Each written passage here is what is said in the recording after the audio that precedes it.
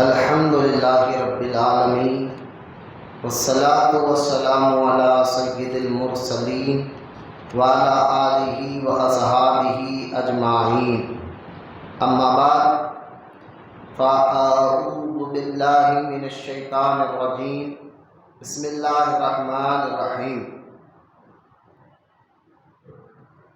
اہدنا الصراط المستقیم صراط الذین انعمت علیہم۔ آمنت باللہ صدق اللہ العلی العظیم۔ وقال اللہ تعالی بشان حبیبہ الکریم، ان اللہ وملائکتہ یصلون علی النبی یا ایھا الذین آمنوا صلوا علیہ وسلموا تسلیما۔ اللهم صل على سيدنا ومولانا محمد وعلى آله وصحبه أفضل صلواتك وعدد معلوماتك وبارك وسلم صلاة وسلاما عليك يا رسول الله صلى الله تعالى عليه وسلم۔ اما بعد، ہر تعریف اور بڑائی صرف اللہ تعالی کے لیے ہے جو سارے جہان کا مالک ہے، مختار ہے اور جو سارے جہان کا پالنہار ہے۔ میں اس بات کی گواہی دیتا ہوں کہ اللہ تعالیٰ کے سوا کوئی عبادت کے لائق نہیں، وہ ایک ہے، اس کا کوئی ساتھی اور شریک نہیں۔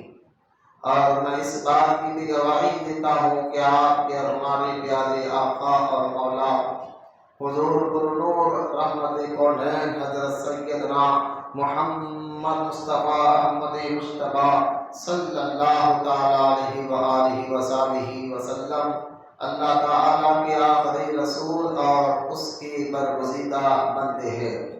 اللہ تعالیٰ حضور اکرم نور مجسم و رحمت کونین صلی اللہ علیہ وسلم پر، اہل بیت، صحابہ کرام، تابعین اور تبع تابعین، اولیاء امت پر قیامت تک بکثرت رحمتیں اور برکتیں نازل فرماتا رہے۔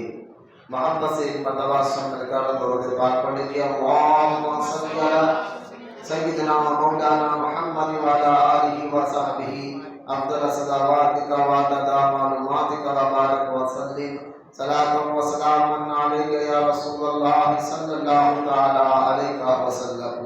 معزز سامعین، بزرگ و دوستو، السلام علیکم ورحمۃ اللہ وبرکاتہ۔ آج انشاءاللہ تعالی ہمارا اس جمعہ کا بیان بالخصوص جن کا فیضان پوری دنیا پر ہے، لیکن خاص طور پر حیدرآباد دکن میں ان کا فیض سب کو ملا ہے۔ میری مراد حضرت علامہ عارف باللہ مولانا الحافظ شیخ الاسلام محمد انوار اللہ خان فاروقی رضی اللہ تعالیٰ عنہ بانی جامع نظامیہ ہے۔ آج کیونکہ کل یہ مہینہ ان کا عرس شریف کا مہینہ ہے، تو ہم جو ہے آج ان کے حیات اور خدمات پر کچھ اہم باتیں سنیں گے، سمجھیں گے۔ اللہ تعالیٰ کی بارگاہ میں دعا کرتا ہوں کہنے سننے سے زیادہ آپ کو ہم کو عمل کی توفیق عطا فرمائے۔ خبر اس کی کہ میں اپنے عنوان پر آؤں، بانی جامع نظامیہ ہی کی لکھی ہوئی مبارک کتاب انوار احمدی جو میرے ہاتھ میں ہے، جنہوں نے 3 سال مدینہ پاک میں رہ کر اس کتاب کو حضور کی شان، عظمت اور فضائل پر اپنی کتاب کو لکھا تھا، مدینہ میں رہ کر۔ مدینہ پاک میں 3 سال جب بانی نظامیہ تھے تب یہ کتاب لکھی گئی تھی، اور ایسی معتبر کتاب ہے کہ مکہ اور مدینہ کے بڑے بڑے علماء نے اس کتاب کی تعریف کی تھی اس وقت میں۔ تو اس کتاب میں جو احادیث ہے اور جو واقعات ہے بالکل اتھینٹک ہے، یعنی 100% صحیح ہے، اور بالکل اس کے روایات پر بانی جامع نظامیہ نے بڑی محنت کر اس کتاب کو مدینہ پاک میں رہ کر لکھا تھا۔ اسی کتاب سے میں آپ کو پہلے درود کی فضیلت سناتا چلوں جو اس کتاب میں حدیث موجود ہے۔ رحمت کونین صلی اللہ تعالیٰ علیہ وسلم فرماتے ہیں کہ جو شخص دنیا میں کہیں پر بھی ہو، مجھ پر جب درود پڑھتا ہے تو میرے قبر مبارک کے قریب ایک فرشتہ اللہ تعالیٰ نے کھڑا کر دے گا جو اس درود پڑھنے والے کے درود کو سنے گا اور پھر حضور سے کہے گا یا رسول اللہ صلی اللہ علیہ وسلم فلاں آدمی نے، یعنی آپ مثال دے رہا ہوں، ایک بندہ حیدرآباد میں ہے اور اس کا نام عبد الرحمان ہے اور اس کے والد کا نام عبداللہ ہے، ایک مثال دے رہا ہوں، تو وہ فرشتہ کہے گا، اور وہ عبد الرحمان نے درود پڑھا حیدرآباد میں، اب سرکار کی حدیث کے مطابق وہ فرشتہ اس درود کو سن لیتا ہے جو حضور کے قبر مبارک کے قریب کھڑا ہوتا ہے، اور سن کر حضور سے عرض کرتا ہے یا رسول اللہ صلی اللہ علیہ وسلم حیدرآباد میں عبد الرحمان بن عبداللہ جن کے والد ہیں، جن کے بیٹے عبد الرحمان ہیں، انہوں نے آپ پر درود و سلام بھیجا، نام لے کر حضور کی بارگاہ میں بولا جائے گا، تو یہ محمد صلی اللہ علیہ وسلم، اگر آپ درود پڑھیں گے تو آپ کا نام لے کر حضور کی بارگاہ میں عرض کیا جائے گا۔ یہ حدیث پاک لکھنے کے بعد بانی جامع نظامیہ نے بہت پیاری بات آگے لکھی۔ آپ فرماتے ہیں کہ پہلے تو یہ نہ سمجھے کہ حضور خود سے نہیں سنتے، یعنی اللہ کی عطا سے حضور خود سے بھی سنتے درود کون پڑھ رہا ہے کون نہیں پڑھ رہا ہے۔ پھر فرشتے کو کیوں رکھا گیا؟ تو یہ بادشاہوں کے دربار کا ادب ہوتا ہے، اور اس کی مثال بانی جامع نظامیہ نے پہلے دی کہ اگر بادشاہ کے پاس بھی کوئی رخہ آتا ہے، کوئی خط آتا ہے، کوئی لیٹر آتا ہے، تو ایک دربانی جو ٹھہر کر خط کو بادشاہ کے سامنے پڑھ کر سناتا ہے۔ لہٰذا حضور کے دربار کا ادب ہے کہ اللہ تعالیٰ نے فرشتے کو کھڑا کر دیا کہ جو بھی درود پڑھے گا وہ حضور کے سامنے ادب کے ساتھ نام لے کر بیان کر دے۔ لہٰذا یہ حضور کے دربار کا ادب بتانا تھا، اس لیے فرشتے کو کھڑایا گیا، ان کا مقام و مرتبہ سمجھانا تھا، اس لیے فرشتے کو کھڑا گیا۔ پھر بانی جامع نظامیہ فرماتا ہے ورنہ حضور اللہ کی دی ہوئی طاقت، اللہ کی عطا سے خود سے بھی بغیر فرشتے کو وسیلہ بنایا، خود سے بھی درود پڑھنے والے کے درود کو سنتے ہیں۔ اور اس کے متعلق پھر بانی جامع نظامیہ نے ایک حدیث اسی کتاب میں لکھی۔ آپ فرماتے ہیں کہ رحمت اللہ صلی اللہ علیہ وسلم سے صحابہ نے پوچھا کہ حضور صلی اللہ علیہ وسلم آپ جب اس دنیا سے تشریف لے کر جائیں گے تب بھی آپ ہمارے درود کو سنتے ہیں؟ تو اللہ کے رسول علیہ السلام نے فرمایا کہ ہاں، جو مجھ پر درود پڑھتا ہے محبت اور عقیدت کے ساتھ، اس کے درود کو تو میں خود اپنے کان سے سنتا ہوں، سماع فرماتا ہوں، کیونکہ اللہ تعالیٰ نے زمین پر اللہ نے حرام کر دیا کہ وہ نبی کے جسم کو نقصان پہنچائے، وہ نبی کے جسموں کو نقصان نہیں پہنچاتی۔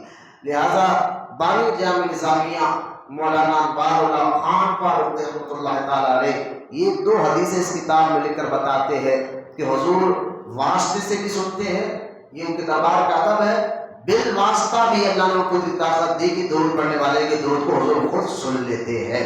لہٰذا یہ اس سے بڑی ایک غلام کے لیے خوشخبری کیا ہوگی کہ ہم درود پڑھے اور آقا کو خبر ہو جائے، ہم درود پڑھے مدینے والے آقا سن لے، سمجھ جائے اور ہمارے حالات سے آگاہ ہو جائے اور ہماری دعا فرمائے۔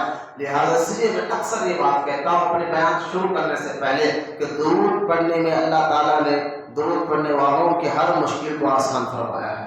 درود پڑھتے رہو، اللہ آپ کی مشکلوں کو آسان فرمائے گا، درود پڑھتے رہو، اللہ تعالیٰ آپ کی مصیبتوں کو دور فرمائے گا، درود پڑھتے رہو، اللہ تعالیٰ آپ کو نیکی عطا فرمائے گا، درود پڑھتے رہو، اللہ تعالیٰ آپ کو جو ہے آپ کے گناہوں کو معاف فرمائے گا، درود پڑھتے رہو، اللہ آپ کو کے درجات کو جنت میں بلند کر دے گا، درود پڑھتے رہو۔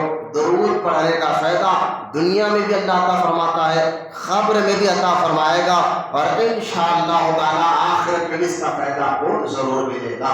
آئیے محبت اور عقیدت کے ساتھ ہم تمام کے تمام پیارے آقا کریم صلی اللہ تعالیٰ علیہ وسلم کی بارگاہ اقدس میں درود پاک کا نذرانہ پیش کریں۔ سنت کر پڑھیے اللہم صلی علی سیدنا و مولانا محمد وعلی آلہ وصحبہ افضل الصلوات وعدد معلومات وبارک وسلم صلاۃ و سلام علیک یا رسول اللہ صلی اللہ علیہ وسلم۔ خبر اس کی کہ میں بانی جامع نظامیہ مولانا انوار اللہ خان فاروقی رحمۃ اللہ تعالیٰ علیہ کے حیات اور خدمات کے متعلق آپ کے سامنے کچھ باتیں عرض کروں۔ پہلے اللہ کے محبوب بندوں کی شان کو قرآن سے سن لیتے ہیں۔ قرآن پاک میں جہاں اللہ تعالیٰ نے کئی احکام نازل فرمائے ہیں، نماز، روزہ، حج، زکوٰۃ، ماں باپ کی خدمت، اس تمام مسائل قرآن پاک سے ملتے ہیں، وہیں پر اللہ تعالیٰ نے قرآن پاک میں اپنے محبوب بندوں کا بھی ذکر فرمایا ہے اور ان کے شان و عظمت کو بھی بیان فرمایا ہے۔ کہیں پر اللہ تعالیٰ نے قرآن پاک میں فرمایا الا ان اولیاء اللہ لا خوف علیہم ولا هم یحزنون، تو کہیں پر اللہ تعالیٰ نے قرآن پاک میں فرمایا صراط الذین انعمت علیہم، کہیں پر اللہ تعالیٰ نے قرآن پاک میں محبوب بندوں کی شان بیان کرتے فرماتا من النبیین والصدیقین والشہداء والصالحین، کہیں پر اللہ تعالیٰ اپنے محبوب بندوں کی شان قرآن میں یوں بیان فرماتا ہے ان اولیاء الا المتقون، اللہ سے ڈرنے والے اس کے محبوب بندے ہی ہوتے ہیں۔ لہٰذا کئی آیتیں قرآن پاک میں اللہ تعالیٰ نے اپنے محبوب بندوں کا ذکر فرمایا ہے۔ انہی آیتوں میں آج انشاءاللہ ہم اور آپ جو ہے سورہ فاتحہ کی مختصر سی تفسیر، جس میں بہت سی باتیں آپ کو سمجھ جائیں گے انشاءاللہ، آپ کے سامنے رکھتا ہوں تاکہ اللہ آپ کو ہم کو سمجھنے کی توفیق عطا فرمائے، کیونکہ یہ دور جو چل رہا ہے بڑے فطروں کا دور ہے۔ اس دور میں جہاں مسلمان دین سے دوری رہنے کی وجہ سے آج کئی اس کے عقیدے خراب ہو رہے ہیں تو کئی اس کے اعمال بھی خراب ہو رہے ہیں، یہ تو کوئی بات چھپی ہوئی نہیں ہے۔ حالات کیا چل رہے ہیں، کیونکہ آج انٹرنیٹ کا دور ہے، کچھ بھی ہو ہمارے سامنے آ جاتا ہے، تو آج خاص طور پر مسلمان جو حالات سے گزر رہا ہے وہ آپ بات خوبی جانتے ہیں، اعمال سے دور ہے۔ لیکن سب سے خطرناک چیز جو ہمارے اندر آ رہی ہے وہ ہے بدعقیدہ جماعتیں، جو ہمارے ایمان کو اور ہمارے عقیدے کو کھوکھلا کر کر ہمارے دل و دماغ سے اللہ اور اس کے رسول صلی اللہ علیہ وسلم کا عشق، ادب، تعظیم، محبت کو نکالا جا رہا ہے۔ ساتھ میں اولیاء اللہ کے بارے میں یہ کہا جاتا ہے کہ کون تھے یہ آپ کے جیسے، ہمارے جیسے، معاذ اللہ ایک عام آدمی تھے۔ یقیناً جو اولیاء اکرام بھی انسانی ہوتے ہیں، لیکن انسانوں کا مقام کچھ اور ہوتا ہے جو اللہ کو عطا فرماتا ہے۔ لہٰذا آج کے اس دور میں کئی نوجوان بچوں نے بھی مجھ سے آ کر کہا مولانا ہم کس کو حق پر سمجھے، ایک وہابی ہے وہ بھی تو قرآن کی آیتیں پڑھ کر دین سمجھاتا ہے، ایک سنی ہے وہ بھی تو قرآن کی آیتیں پڑھ کر حدیثیں سمجھاتا ہے، سمجھے کس کو حق پر مانے؟ ہمارا تو دماغ کام نہیں کر رہا ہے، تو ہم لوگ کو بہت آسان کر کر سمجھاتے ہیں کہ جناب سورہ فاتحہ آپ کو آتی پڑھ رہے تو وہ ہر نماز میں پڑھتے ہیں۔ آج الحمدللہ مسلمان کا 5-6 سال کے بچے کو بھی سورہ فاتحہ یاد رہتی ہے، وہ تو ہر ایک کو یاد رہتی ہے، تو پھر ہم اس کو کہتے ہیں کہ سورہ فاتحہ کی یہ آیت آپ نے پڑھی جس میں اللہ تعالیٰ دعا کرنے کا ہمیں ایک طریقہ سکھا رہا ہے۔ اللہ فرماتا ہے اہدنا الصراط المستقیم، اے اللہ چلا سیدھا راستہ۔ اب سیدھا راستہ ہے کیا؟ مطلب کیا ہے سیدھا راستہ؟ سے تمہارا جو بندہ اللہ کو راضی کر لے، اللہ تک پہنچ جائے، یہ سیدھا راستہ ہے۔ تو اے اللہ چلا سیدھا راستہ، تو ہاں حضرت ہم نے یہ آیت بہت بار پڑھی، ہر نماز میں سورہ فاتحہ پڑھتے ہیں، تو میں نے کہا پھر اس کے آگے پڑھو صراط الذین انعمت علیہم، بس یہ آیت کو سمجھ جاؤ تم کبھی نہیں بھٹکو گے۔ اس آیت کو سمجھنے کے بعد تمہارا ایمان اور عقیدہ کبھی نہیں بگڑے گا انشاءاللہ۔ کہا جس میں اللہ خود فرماتا ہے کہ تم مجھ تک پہنچنا چاہتے ہو تو ان کے راستے پر چلو جن پر میرا انعام ہوا، صراط الذین انعمت علیہم۔ دیکھیں غور کریں میرے بات پر، اللہ تعالیٰ نے یہ نہیں کہا کہ وہ راستے پر چلو جو قرآن بتا رہا ہے، وہ راستے پر چلو جو حدیث بتا رہی ہے، نہیں، یہاں قرآن کا نام نہیں لیا، یہ قرآن کی آیت ہے، کسی مفتی کا فتویٰ بھی نہیں ہے، اور یہ ایسی آیت مبارکہ ہے جو ہر ایک کو یاد رکھی ہے۔ غور کرے ذرا اپنی عقل کو دہرائے، اللہ تعالیٰ نے قرآن کا نام نہیں لیا، حدیث کا نام نہیں لیا، بلکہ کیونکہ اللہ جانتا ہے کہ قرآن پڑھ کر بھی لوگ دھوکہ دیں گے، حدیثیں پڑھ کر بھی لوگ دھوکہ دیں گے، لیکن اللہ تعالیٰ فرماتا ہے مجھ تک اگر پہنچنا چاہتے ہو، مجھ کو راضی کرنا چاہتے ہو، صراط الذین انعمت علیہم، ان کے راستے پر چلو جن پر میرا انعام ہوا ہے۔ تو یہاں اللہ نے قرآن کا نام ہے اپنے محبوب بندوں کا ذکر فرمایا، تو ان کے راستے پر چلو جن پر انعام ہوا ہے۔ تو یہاں ان کا راستہ سے کون مراد؟ اللہ کے نیک بندے، انبیاء ہے، اولیاء ہے، جیسا کہ قرآن پاک میں ایک اور جگہ اللہ تعالیٰ کا ذکر کرتے فرماتا ہے کہ کس پر اللہ کا انعام ہوا، اللہ خود فرماتا ہے من النبیین والصدیقین والشہداء والصالحین، اللہ کا انعام نبیوں پر ہوا ہے، صدیقوں پر ہوا ہے، شہیدوں پر ہوا ہے اور صالحین پر ہوا ہے۔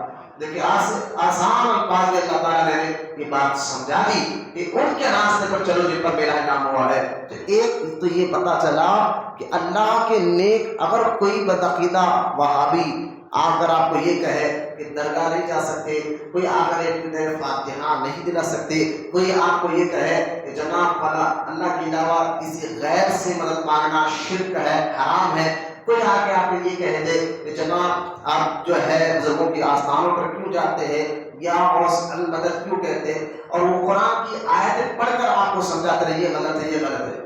بیٹا آپ کو کمر میں درد ہے کیا؟ بنا سیدھا بیٹھے نا، ٹیکا لے کے مت بیٹھے، میری طرف تو جو میری ادھر مت دیکھیے، آپ میری طرف دیکھیے۔ مسجد میں ٹیکا لے کر بیٹھنا، ہاں کمر میں درد ہے، ضعیف بوڑھے لوگ ہیں ان کے لیے بالکل جائز ہے۔ میں اکثر مسجد کے آداب اس کا ذکر کرتا ہوں، اور بلا وجہ ٹیکا لے کر بیٹھنا یہ ادب کے خلاف ہے مسجد کے۔ اور دوسرا، اگر نیند کا ایک جھٹکا بھی لگ گیا ٹیکا لے کر بیٹھے تو اس کا پھر وضو بھی ٹوٹ جاتا ہے۔ یہ مسئلہ ذہن میں رکھیں۔ ہاں کمر میں درد ہے، کوئی ضعیف بوڑھے بابا نہیں پڑھ سکتے، آپ کو بیٹھنے دیکھیے، الحمدللہ اللہ تعالیٰ ہمیں سلامت رکھے اور دین پر بغیر غصے کے، بغیر چوچا کرے، دین پر دل بھی جھکائے اور سر بھی جھکا کر عمل کی توفیق عطا فرمائے۔ یہ دین ہے، اخلاص کے ساتھ اللہ ہمیں قبول کرنے کی توفیق عطا فرمائے۔ تو لہٰذا یہاں میں آپ کو سمجھانا یہ چاہ رہا ہوں کہ صراط الذین انعمت علیہم کہہ کر اللہ تعالیٰ نے ہمارے ایمان اور عقیدے کے بارے میں فرمایا ان کے راستے پر چلو جن پر میرا انعام ہوا ہے۔ تو اگر کوئی آ کر آپ کو یہ کہہ رہا ہے کہ درگاہ نہیں جا سکتے یا غوث المدد نہیں کہہ سکتے، فاتحہ نہیں دلا سکتے، جھنڈا نہیں کر سکتے، میلاد نہیں کر سکتے، فلاں فلاں فلاں، وہ یہ ڈیٹیل وہ آپ کو بتا رہا ہے، اور ساتھ میں قرآن پڑھ کر بھی بتا رہا ہے، دیکھو یہ آیت میں بتا رہا ہے، یہ آیت یہ آیت یہ آیت۔ تو آپ اس سے ایک سوال کریں کہ جناب پہلے تو یہ بتائیے جو اسلام آیا ہے تو کتنے سال ہوا ہوگا؟ وہ کہے گا بھائی 1400 سال کے اوپر ہوگا اسلام آ کر، ٹھیک ہے۔ دوسری بات، جو باتیں آپ ہمیں سکھا رہے ہیں کہ درگاہ نہیں جانا، فاتحہ نہیں دلانا، یہ بتاؤ کہ یہ باتیں آپ نے سمجھا کر، پڑھ کر سمجھا، قرآن پڑھ کر سمجھا، حدیث پڑھ کر سمجھا؟ پھر آپ اسے پھر تیسرا سوال یہ کریے کہ ٹھیک ہے اسلام آ کر 1400 سال ہو گیا، جو باتیں آپ ہمیں سمجھا رہے ہیں یہ آپ نے قرآن حدیث سے سمجھا۔ اب ہمارا تیسرا سوال یہ ہے، ذرا یہ بتائیے کہ جو آپ ہمیں سمجھا رہے ہیں یہ آپ نے سمجھا یا آپ سے پہلے نے بھی کوئی ہے جو سمجھا؟ آپ ہی نے سمجھا اسلام کو، یا آپ سے پہلے بھی کوئی مسلمان گزرے ہیں کیا انہوں نے اسلام سمجھا تھا؟ اب اس کو بولنا پڑے گا نہیں، ہم سے پہلے صحابہ گزرے، تابعین گزرے ہیں، تابعین گزرے ہیں، اولیاء گزرے ہیں، انہوں نے بھی اسلام سمجھا ہے، دین سمجھا ہے۔ تو جو بات آپ اس سے چوتھا سوال آپ یہ کریں کہ جناب پھر جو باتیں آپ ہمیں سمجھا رہے ہیں آپ کی بات ہم کیوں مانیں؟ ان کی بات مانیں گے جو ہم سے پہلے گزرے ہیں، جن پر اللہ کا انعام ہوا ہے۔ تو یہ باتیں ان سے منسوخ کر کر بتاؤ تو ہم دیکھتے بزرگان دین کی زندگیوں کو جن پر اللہ نے انعام رکھا ہے، چاہے غوث پاک کو پڑھ کر دیکھے، غریب نواز کی زندگی پڑھ کر دیکھے، جن پر اللہ نے انعام رکھا ہے تو الحمدللہ وہ فاتحہ دلانے والے بھی تھے۔ اب آپ کو شک کرنے کی ضرورت نہیں ہے، وہ فاتحہ دلانے والے بھی تھے، ان کا عقیدہ یہ تھا کہ اللہ کی عطا سے اللہ کے نیک بندے بھی مدد کرتے ہیں، اللہ کی دی ہوئی طاقت سے، خود سے نہیں، اللہ کی دی ہوئی طاقت سے اللہ کے نیک بندے بھی مدد کرتے ہیں۔ لہٰذا جو عقیدہ آپ کو اہل سنت و جماعت بتا رہی ہے وہ عقیدہ آپ کو جو ہے صحابہ میں بھی ملے گا، اولیاء اکرام میں بھی ملے گا، بزرگان دین کی زندگیوں میں بھی ملے گا۔ لہٰذا اپنی جماعت اہل سنت و جماعت سے کبھی آپ ان کے بتائے طریقے سے پیچھے نہ ہٹے، یہ وہ راستہ ہے جو آپ کو اللہ تک پہنچا دے گا۔ لہٰذا ایک تو یہ قرآن کی آیت سے بزرگوں کی شان اللہ بیان کرتے فرمایا ہے کہ اگر مجھے تک پہنچنا چاہتے ہو تو ان کے راستے پر چلو۔ اور بھی اور آتے ہیں کہیں پر اللہ سورہ مائدہ میں اللہ پاک فرماتا ہے وَابْتَغُوا إِلَيْهِ الْوَسِيلَةَ۔ آپ دیکھیے یہ تو قرآن میں وسیلے والے لفظ کے ساتھ آئے تھے، یا ایھا الذین آمنوا، اے ایمان والو، اتقوا اللہ، اللہ سے ڈرو، وَابْتَغُوا إِلَيْهِ الْوَسِيلَةَ، یہ آیت ہی ہے، وسیلہ ہم نہیں مانتے۔ میں نے کہا پھر یہ آیت وسیلے کے ساتھ آئی ہے، جس میں خود اللہ سورہ مائدہ میں فرماتا ہے ایمان والو اللہ سے ڈرو اور اللہ کی راہ میں وسیلہ ڈھونڈو، وسیلہ تلاش کرو۔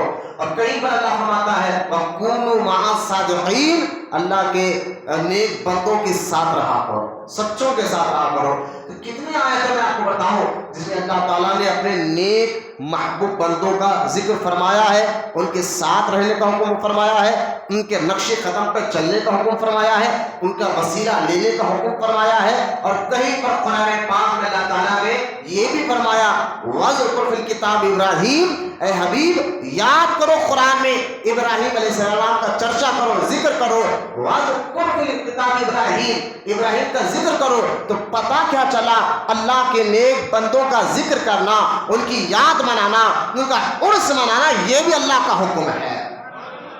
عرس میں ہوتا کیا ہے؟ جو آج کل عرس ہو رہا ہے میں وہ بھی بتاؤں گا آگے چل کر، لیکن جو واقعی عرس ہوتا ہے، عرس شریف کا مقصد کیا ہوتا ہے کہ عرس کے موقع پر لوگ کو بلایا جائے اور جو صاحب مزار لے کر عرس کرتے ہیں ان کی تعلیمات کیا تھی، ان کا عقیدہ کیا تھا، ان کا طریقہ کیا تھا، اور وہ کیا کہتے تھے، یہ عوام کو بتائے تاکہ ان کا ایمان و عقیدہ اور مضبوط ہو جائے۔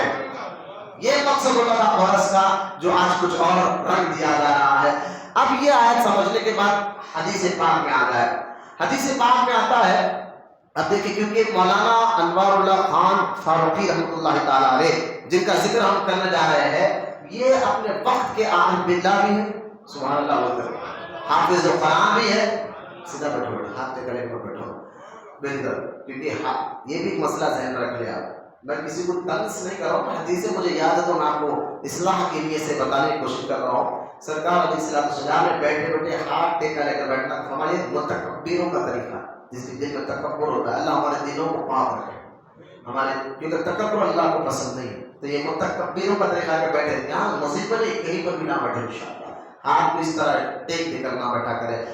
اب کیونکہ مولانا انوار اللہ خان فاروقی رحمۃ اللہ تعالیٰ علیہ عالم بھی ہے، مفتی بھی ہے، حافظ بھی ہے، عارف باللہ بھی ہے، ولی بھی ہے۔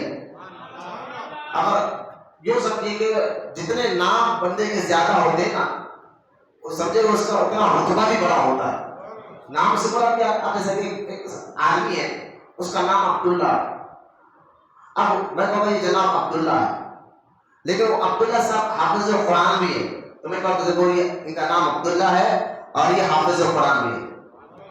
پھر میں کہتا ہوں دیکھیے وہ حج کر کر آ گئے، اب وہ حاجی بھی ہو گئے، تو میں کہوں گا دیکھو یہ ان کا نام عبداللہ ہے اور یہ حافظ قرآن بھی ہے اور حاجی بھی ہے۔ پھر میں مجھے کہ وہ حافظ صاحب عالم کورس کر رہے، تو میں کہوں گا دیکھو ان کا نام عبداللہ ہے اور یہ حافظ قرآن بھی ہے، حاجی بھی ہے اور عالم بھی ہے۔ پھر آپ میں کہوں گا یہ جناب جو ہے مفتی بن گئے، تب میں کیا کہوں گا ان کا نام تو عبداللہ ہے اور یہ حافظ بھی ہے، عالم بھی ہے، حاجی بھی ہے، مفتی بھی ہے۔ تو یہ نام جتنے آپ سنتے جائیں گے کسی اللہ کے نیک بندوں کے ساتھ، تو اتنا سمجھو وہ رتبہ بھی بڑا بلند ہوتا ہے۔ تو اب پانی جامع نظامیہ کا نام سے پہلے کیا وہ شیخ الاسلام ہے؟ اسلام میں ایسے شیخ ابھی آگے سنیں گے ان کے بارے میں، شیخ الاسلام ہے، عارف باللہ ہے۔ میں عارف باللہ کی جو ہے نا ایک آسان سی بزرگان دین کے عارف کا معنی کیا ہے، کیا مطلب ہے عارف باللہ؟ تو عارف کا معنی ہے پہچان رکھنے والا۔ عارف کا معنی کیا ہے؟ پہچاننے والا یا پہچان رکھنے والا۔ عارف باللہ جو اللہ کو سب سے زیادہ پہچانتا ہے، اور محبت سے سوال۔ تو یہ ٹائٹل دیکھیے آپ، شیخ الاسلام، شیخ کہتے ہیں بڑے بزرگ، اسلام کے میں بڑے بزرگ گزرے، شیخ الاسلام۔ پھر کہتے ہیں عارف باللہ، یعنی اللہ کو زیادہ پہچاننے والا، اور جتنا رب کو زیادہ پہچانتا ہے اتنا وہ اللہ سے اس کا ایمان اتنا مضبوط ہوتا ہے، ٹھیک ہے، رب کو زیادہ پہچاننے والا۔ پھر جو ہے وہ حافظ بھی ہے، وہ مفتی بھی ہے، وہ عالم بھی ہے، اور وہ جن کو سلطنتی آصفیہ میں نظام حکومت میں پھر ایک ٹائٹل دیا گیا خود گورنمنٹ میں عثمان علی بادشاہ نے، فضیلت جنگ کا، فضیلت جنگ، جہاں پر سارے خوبیاں ایک انسان میں جمع ہو جائے تو اس کو فضیلت جنگ یعنی بہت سے خوبیوں کا مالک کہا جاتا ہے۔ جیسا کہ ایک گلدستہ ہے جس میں سارے قسم کے پھول جمع ہو جاتے ہیں، سارے قسم کے پھول جمع ہو جاتے ہیں تو اس کو گلدستہ کہتے ہیں۔ ایک پھول ہو تو گلاب کا پھول، کمل کا پھول، چمیلی کا پھول، لیکن سارے پھول جس میں جمع ہوتے ہیں اس کو گلدستہ کہتے ہیں۔ مثال دے رہا ہوں تو یہاں بانی جامع نظامیہ کو اللہ اور اس کے رسول کی عطا سے اگر اسلام کا گلدستہ بھی کہیں تو غلط نہیں ہوگا، کیونکہ ان کی ذات میں اتنی چیزیں اللہ تعالیٰ نے جمع فرمائی ہیں کہ وہ عارف بھی ہے، وہ حافظ بھی ہے، وہ مفتی بھی ہے، وہ عالم بھی ہے، وہ شیخ الاسلام بھی ہے، اور وہ اللہ کے محبوب بندے ولی کامل بھی ہے.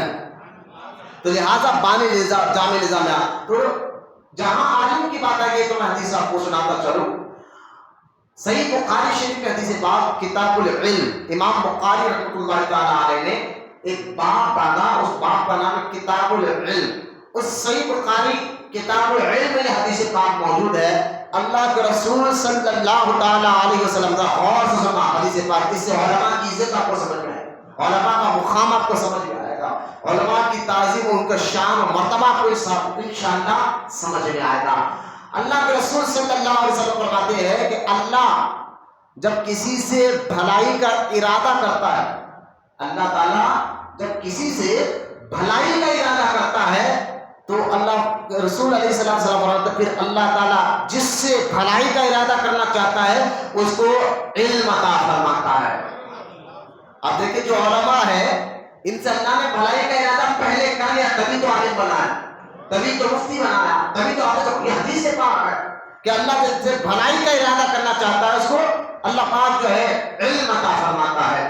اور ایک دوسری حدیث پاک میں اللہ کے رسول صلی اللہ علیہ وسلم فرماتے ہیں جب نبی دنیا سے جاتے ہیں نا، نبی انبیاء دنیا سے جاتے ہیں تو مال چھوڑ کر نہیں جاتے، دولت چھوڑ کر نہیں جاتے، نہ ان کا مال، ان کی دولت اور نہ ان کی بیویاں. یہ مسئلہ ذہن میں کیا ہے؟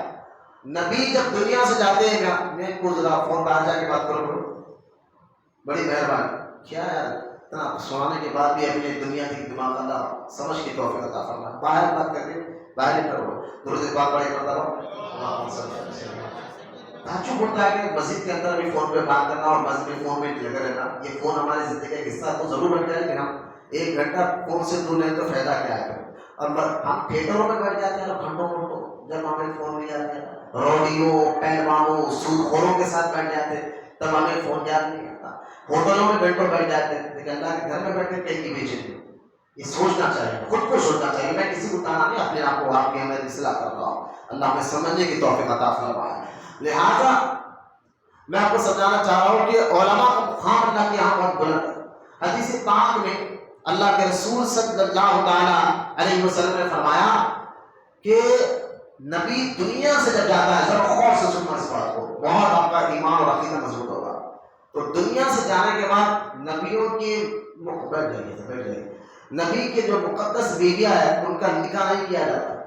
کیوں بھائی؟ اگر آپ کا ہمارا انتقال ہو جائے تو ہمارے آپ کے انتقال ہمارے مرنے کے بعد جس طرح ہماری پراپرٹی بڑھتی ہے نا، ہماری دولت بچوں میں، اور اسی طرح ہمارے انتقال کے بعد ہمارے بیوی جو بیوہ ہوتی ہے اس کو بھی پورا حق ہوتا ہے عدت گزارنے کے بعد شادی کرنے کا، کیونکہ ہمارا انتقال ہو گیا.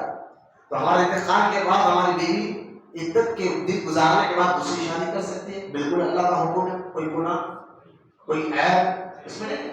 اور اس سے ہمارے مرنے کے بعد ہماری پراپرٹی، ہمارا پیسہ، ہماری دولت بچوں میں تقسیم کیا جاتا ہے. یہ تو آپ خود جانتے ہیں. دیکھیے نبی کا مقام کچھ اور ہوتا ہے.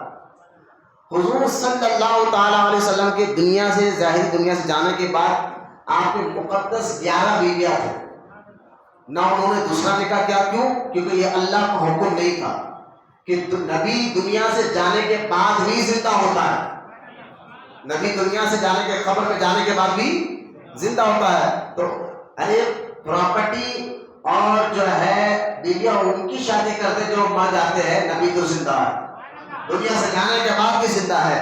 اس لیے حضور کے مقدس بیویوں نے پھر دوسرا نکاح نہیں کیا کیونکہ اللہ کا حکم نہیں تھا. اور یہ نہ سمجھ کہ حضور کے پاس کچھ پیسہ مال دولت نہیں تھی، نہیں. لیکن سرکار فرماتے ہیں نبی دنیا سے جب جاتا ہے تو مال چھوڑ کر نہیں جاتا، پراپرٹی چھوڑ کر نہیں جاتا. نبیوں کے جو وارث ہے، ہمارے وارث کون ہوتے ہیں؟ پیسے. ہماری پراپرٹی کے وارث ہماری اولاد ہوتی ہے. جتنا مالدار آدمی تو اتنا زیادہ پیسہ، اور جتنا کروڑ پتی آدمی اتنا زیادہ اس کے پاس پیسہ، اور اس کے جانے کے بعد اتنا اس کے بچے، اس کے پوتے جو ہے اتنا ملے گا، مالدار ہو گئے. لیکن سرکار فرماتے ہیں نبی جب دنیا سے جاتا ہے مال کے وارث نہیں بناتا، اپنا علم کے وارث بنا کر جاتا ہے. اور وہاں پر سچ ہو تو علم کے وارث. اور نبی کے پاس علم کتنا ہوگا؟ تو قرآن کہتا ہے الرحمن علم القرآن، رحمان وہ جو اپنے محبوب کو قرآن سکھاتا ہے. تو وہ نبی کا علم، اور تو علم کے وارث سرکار فرماتے ہیں میں جب دنیا سے جا انبیاء دنیا سے جاتے ہیں تو مال چھوڑ کر دولت چھوڑ کر نہیں، علم چھوڑ کر جاتے ہیں. اور اس علم کا وارث اولاد تو ہوتی ہے لیکن اس علم کا وارث سرکار فرماتے ہیں علماء ہوتے ہیں، عالم دین ہوتے ہیں، مفتی ہوتے ہیں. تو لہٰذا وہ خوش نصیب علماء ہے جو تقریر کر رہے ہیں. سمجھیے علماء کے مقام کو. اگر علماء نہ رہے تو آپ کو جنازے کا طریقہ کون بتائے گا؟ علماء نہ رہے تو آپ کو نکاح کے بارے میں کون بتائے گا؟ علماء نہ رہے آپ کو نماز کون سکھائے گا؟ علماء نہ رہے. آپ لوگ چڑ رہے ہیں مدرسوں سے، آپ لوگ چڑ رہے ہیں پڑھائی سے معذلہ، آپ کے مطلب جو ذہن بنا دیا جا رہا ہے گودی میڈیا کے ذریعے. تو آپ کو سمجھا رہا ہوں چڑوں بنا کر یہ نہیں رہو گے تو پھر آپ کو دین کون سمجھائے گا؟ یہ نہیں رہیں گے تو آپ کو عقیدہ کون سمجھائے گا؟ یہ نہ رہیں گے تو آپ کو جنازے کون پڑھائے گا؟ یہ نہ رہیں گے تو آپ کو غسل کا طریقہ کون بتائے گا؟ ان سے مت چڑھو، کیونکہ ان کے پاس جو دولت ہے وہ انبیاء کی دولت ہے. کیونکہ سرکار نے کیا فرمایا کہ نبی کے وارث علماء ہوتے ہیں، انبیاء کے وارث علماء اکرام ہوتے ہیں. لہذا یہ علماء اکرام، مفتیان اکرام، جو شیخ الاسلام انوار اللہ خان فاروقی کون ہے؟ یہ نبی کے وارث گزرے ہیں. یہ اولیاء میں وہ مقام رکھتے ہیں جن کو اللہ تعالیٰ نے اپنے حبیب کا وارث بنایا، علوم کا وارث بنایا. تو سمجھے کتنا بڑا مقام ہوتا ہے بزرگان دین کا. کیونکہ اللہ تعالیٰ جاہلوں کو ولی نہیں بناتا. یہ بھی ایک مسئلہ ذہن میں رکھے گا. جاہل لوگ جو تھے، ان پڑھ لوگ، ان کو اللہ اپنا محبوب نہیں بناتا. ہاں اگر بنانا چاہے تو اس کی مرضی، لیکن بنانا چاہے تو سارے علماء نے لکھا اگر اللہ کسی ان پڑھ اور جاہل آدمی کو بھی اپنے قریب کرنا چاہتا ہے، اپنا محبوب بنانا چاہتا ہے، تو پہلے اس کو علم عطا فرماتا ہے. علم لدنی جس کو کہتے ہیں، غیبی علم عطا فرماتا ہے. پہلے اس کو علم عطا فرماتا ہے، بعد میں اپنے قریب کرتا ہے. تو ان پڑھ جاہلوں کو دیکھ کر بھی آپ یہ نہ سمجھے کہ بہت بڑے بابا آ گئے. ان پڑھ جاہلوں کو دیکھ کر آپ یہ نہ سمجھے کہ بہت بڑے ولی آ گئے. نہیں، اللہ کا ولی معاذ اللہ ان پڑھ اور جاہل نہیں ہوتا. کیونکہ خود علماء فرماتے ہیں اگر کسی ان پڑھ کو بھی اللہ اپنا قریب کرنا چاہتا ہے تو پہلے اس کو علم عطا فرماتا ہے، بعد میں اپنے قریب کرتا ہے. بولے محبت سے سبحان اللہ. آپ دیکھیے علماء انبیاء کے وارث، علماء اللہ کے قریب، علماء جن کو بارے میں اللہ کے رسول صلی اللہ علیہ وسلم فرماتے ہیں کہ 1000 عابد ایک طرف، 1000 عابد. سمجھا؟ عابد کہتے ہیں عبادت گزار جو نماز نہیں چھوڑے. آج کل کئی ایسے کو مل جائیں گے لوگ بہت عبادت کرتے، نماز روزہ نفل نماز بھی نہیں چھوڑتے، روزے رکھتے ہیں، کوئی عبادت نہیں چھوڑتے. لیکن ہم نے کئی ایسے لوگوں کو دیکھا ہے کبھی ان کو بلا کر اسلام کے صحیح اصول پوچھے نا، ان کو پتہ نہیں چلتا، معلوم ہی نہیں. اس سے نماز کو پڑھ رہے ہیں لیکن نماز کی شرطیں نہیں معلوم. ہوا ایسا، نماز کو پڑھ رہے ہیں، نماز کے جو ہے واجبات نہیں معلوم. نماز کو پڑھ رہے ہیں، نماز کی کتنے شرطیں ہیں، نماز کیوں پڑھتی ہے خبر نہیں ہوتی. نماز دیکھ کر نہیں پڑھی جاتی، نماز کو سیکھ کر پڑھنا پڑتا ہے. دیکھ کر پڑھنے والا کبھی بھٹک جاتا ہے، سیکھ کر پڑھنے والے کو پھر اس کی جو نماز کی کیفیت ہے، نورانیت ہے، اس کے چہرے پر بھی اترتی ہے اور اس کے دل میں بھی اترتی ہے. تو نماز کو سیکھا جاتا ہے، نماز کو دیکھ کر پڑھایا جاتا. تو کئی ایسے عابد آپ کو مل جائیں گے نماز کو پڑھ لیں لیکن ان کو نماز کی شرطیں نہیں معلوم. پھر وہ تو نہیں اللہ معاف کرنے والا. میں نے کہا یہ جو شرطیں ہیں نا کسی بندے نے نہیں رکھی، اللہ نے خود رکھی ہے. اگر اللہ سے محبت ہے تو پھر اسے جس سے آپ محبت کرتے ہیں پھر اس کا کہنا مانتے ہی نہیں مانتے، بالکل مانتے. ہاں اگر آپ اپنی اماں کے قدم دبا کے گئے اماں میرے کو آپ سے بڑی محبت ہے، میں آپ سے بہت چاہتا ہوں، اچھا بیٹا تیرے محبت ہے نا ذرا گلاس پانی لانے، وہ ٹائم نہیں ہے لیکن میں آپ سے محبت کرتا ہوں. اچھا بیٹا ذرا میرے لیے پنکھا تو کھول دیتا نہیں، وہ میرے سے نہیں ہوتا لیکن میں آپ سے محبت کرتا ہوں. یہ کہیں کی محبت آپ نہیں کہیں گے تو چھوٹا آدمی ہے، ماں سے محبت کا دعویٰ کریں کہ ماں کی بات کوئی نہیں سنا. تو اسی طرح وہ چھوٹا آدمی ہے جو اللہ رسول سے محبت کا تو دعویٰ کرتا ہے لیکن اس کے احکام پر عمل نہیں کرتا، اس کے جو طریقے اس پر عمل نہیں کرتا. لہٰذا اسی سرکار کیونکہ اللہ تو ہر چیز کا جاننے والا ہے تو اللہ نے حضور کو بتا، حضور نے ہمیں بتایا. حضور علیہ السلام فرماتے ہیں کہ 1000 عابد عبادت گزار، 1000 عابد کو ایک طرف رکھو اور ایک عالم کو ایک طرف رکھو جو نبی کا وارث ہے، عالم دین ہے. اس کو ایک طرف رکھو. علماء کا مقام آپ کو بتا رہا ہوں کہ عالم کو ایک عالم اور اس کے سامنے 1000 عابد کو رکھو جو جاہل ہے. یہ 1000 عابد شیطان کو کوئی تکلیف نہیں پہنچاتے. شیطان کو چھوڑو ان کو. نماز تو پڑھ لے طریقہ سکھانے, روزہ تو رکھ رہے طریقہ سکھانے, حج تو کر رہے طریقہ سکھانے, وسیم کی نمازیں کش جانے والی ہے, چھوڑو ان کو. تو 1000 عابد شیطان پر بھاری نہیں پڑتے, جو ایک عالم شیطان پر بہت بھاری پڑتا ہے. کیوں؟ کیونکہ عالم پہلے سیکھتا ہے بعد میں عمل کرتا ہے. بولے محبت سے سبحان اللہ. تو یہ علماء کا مقام ہے. اللہ کو سمجھنے کی توفیق عطا فرمائے. علماء کرام کا مقام و مرتبہ. اب یہ تمام باتیں آپ سننے کے بعد, سمجھنے کے بعد اب سمجھ گئے کہ قرآن کے بزرگوں کا مقام کیا ہوتا ہے اور احادیث میں علماء کا مقام, بزرگان دین کا مقام. میں چاہتا تھا اور بھی بولتا تھا کہ تمہید میں مجھے باننا نہیں ہے, آپ کو مولانا انوار اللہ خان فاروقی رحمۃ اللہ تعالیٰ کی بارگاہ میں لے جانا آپ کو میرا مقصود ہے. اب یہ دونوں باتیں قرآن حدیث سے بزرگوں کی بات, کیونکہ جب بنیاد ہمیں سمجھ میں آتی ہے تو آنے والی بات بھی ہمیں سمجھ میں آتی ہے. اب ہمیں سمجھ میں آ جاتا ہے کہ ہم کس کا ذکر سن رہے ہیں, ایک مقام مرتبہ کیا ہے کہ یہ شیخ الاسلام ہے, یہ عارف باللہ ہے, یہ مفتی ہے, یہ عالم ہے, یہ حاجی ہے اور یہ اللہ کے ولی ہے, اور جن کو اس لیے فضیلت جنگ کا یہ خطاب دیا گیا ہے.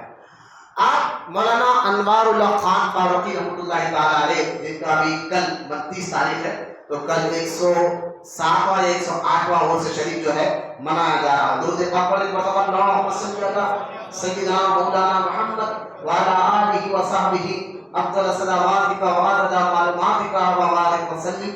صلاۃ و سلام علیک یا رسول اللہ صلی اللہ علیہ وسلم. 108واں یہ عرس ہے جو کل انشاءاللہ 29 جمادی الاول کل کے دن جو دودھ مولی میں آپ کا مزار اور آپ کا مدرسہ موجود ہے, بانی جامع نظامیہ مولانا انوار اللہ خان فاروقی رحمۃ اللہ تعالیٰ علیہ. ایک اور بات کلیئر کر کرنے کی زندگی میں آپ, اگر آپ سوچ رہے ہوں گے ان بزرگان جن پیدا ہوئے تھے تو پیدا کہاں پر ہونے کا خاندان کیسا تھا, پھر ان کے بڑے کیسا, ان کے اخلاق کیسے, اس سے ہمیں کیا فائدہ ہے, تو یاد رکھیں سورہ نوح میں اللہ فرماتا ہے, قرآن سے اس کا جواب دے رہا ہوں, سورہ نوح میں اللہ تعالیٰ ارشاد فرماتا ہے کہ اے حبیب ہم پچھلے نبیوں کے واقعات آپ کو اس لیے سناتے ہیں تاکہ آپ کا سینہ مضبوط ہو. بولے محبت سے سبحان اللہ.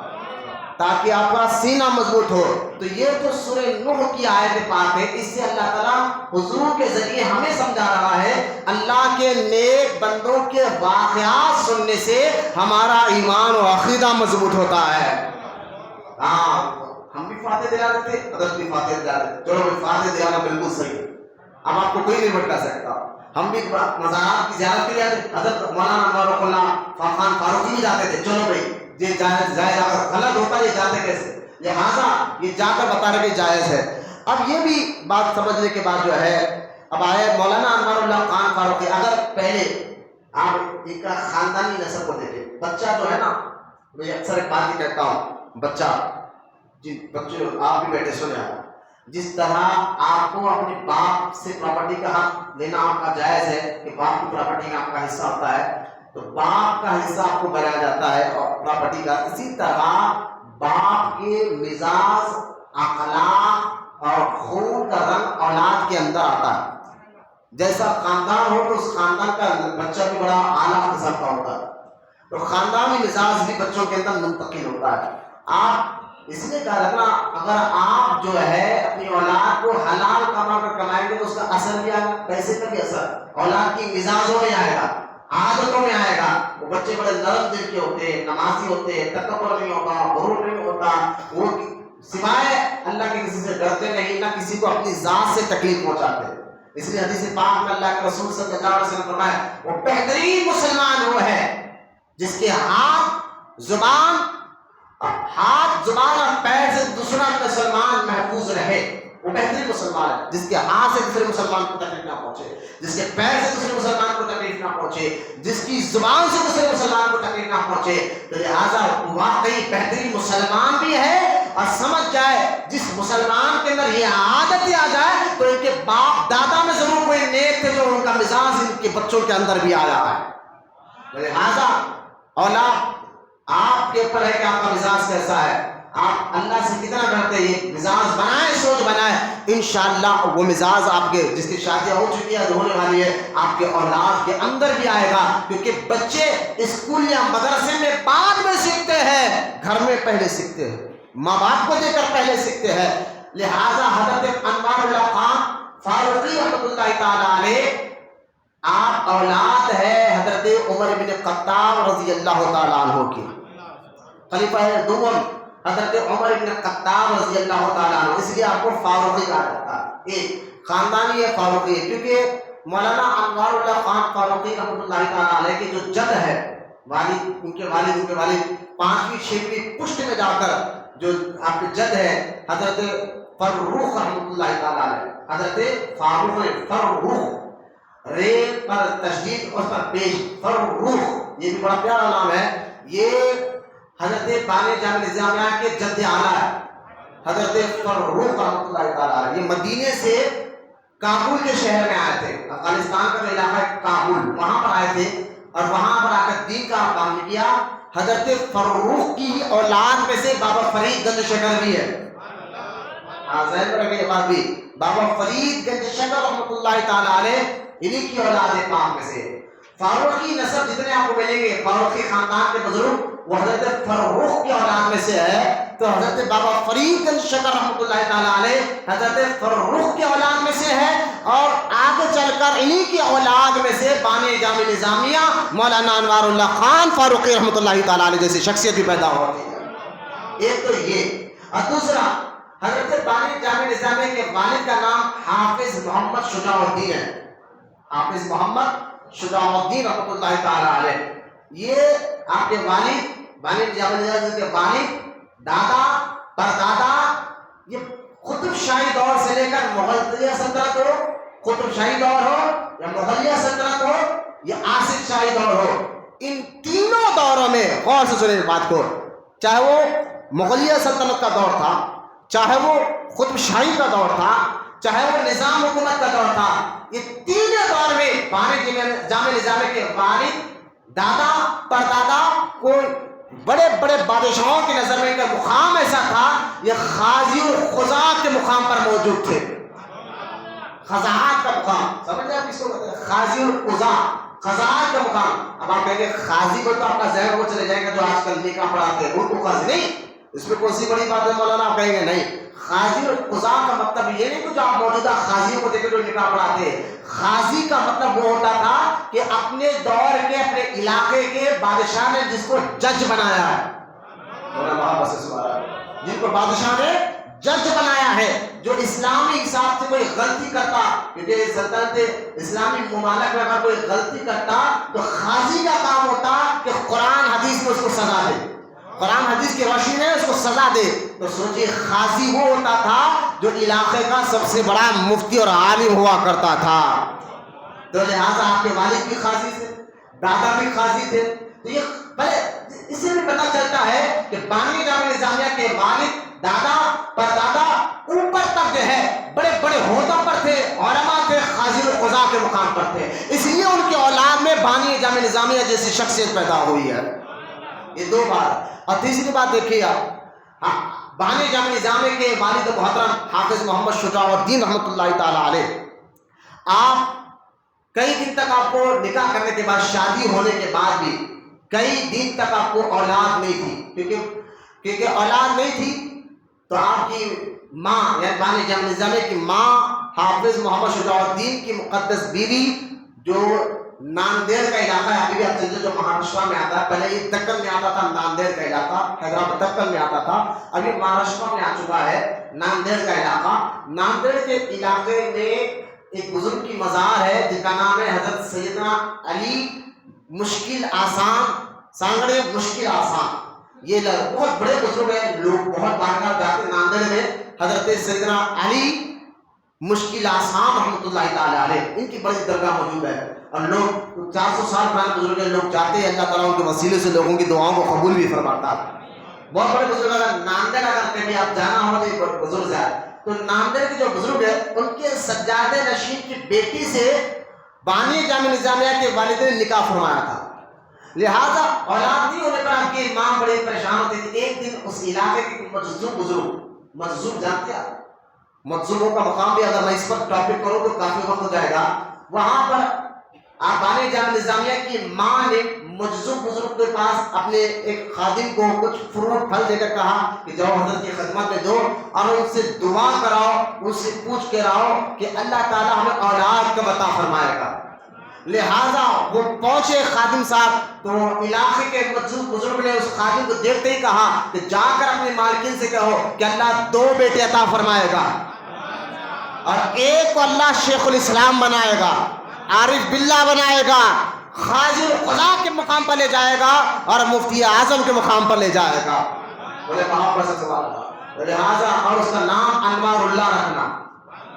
تو پیدا ہونے سے پہلے مولانا انوار اللہ خان فاروقی پیدا ہونے سے پہلے آپ کو بزرگوں نے اشارہ دے دیا، بشارت دے دی تھی کہ یہ بزرگ پیدا ہونے والے ہیں.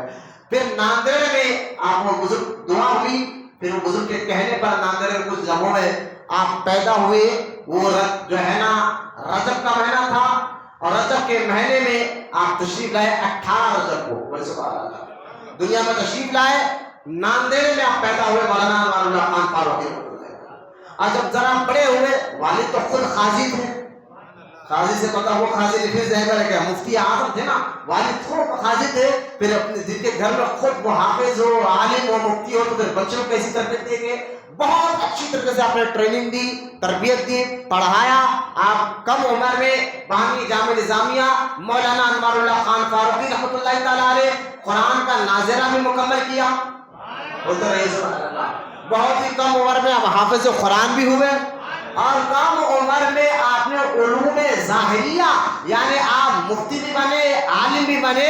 اپنے والد کے اور بہت دیگر استادوں کے عبد الواحد فرنگی رحمۃ اللہ تعالیٰ علیہ، ان کے پاس بانی جامع نظامیہ روزانہ جاتے اور علم حاصل کر کر آتے تھے. یہ آپ کے استاد ہے عبد الواحد فرنگی رحمۃ اللہ تعالیٰ علیہ، جن کا مزار ناندیڑ میں ہی موجود ہے.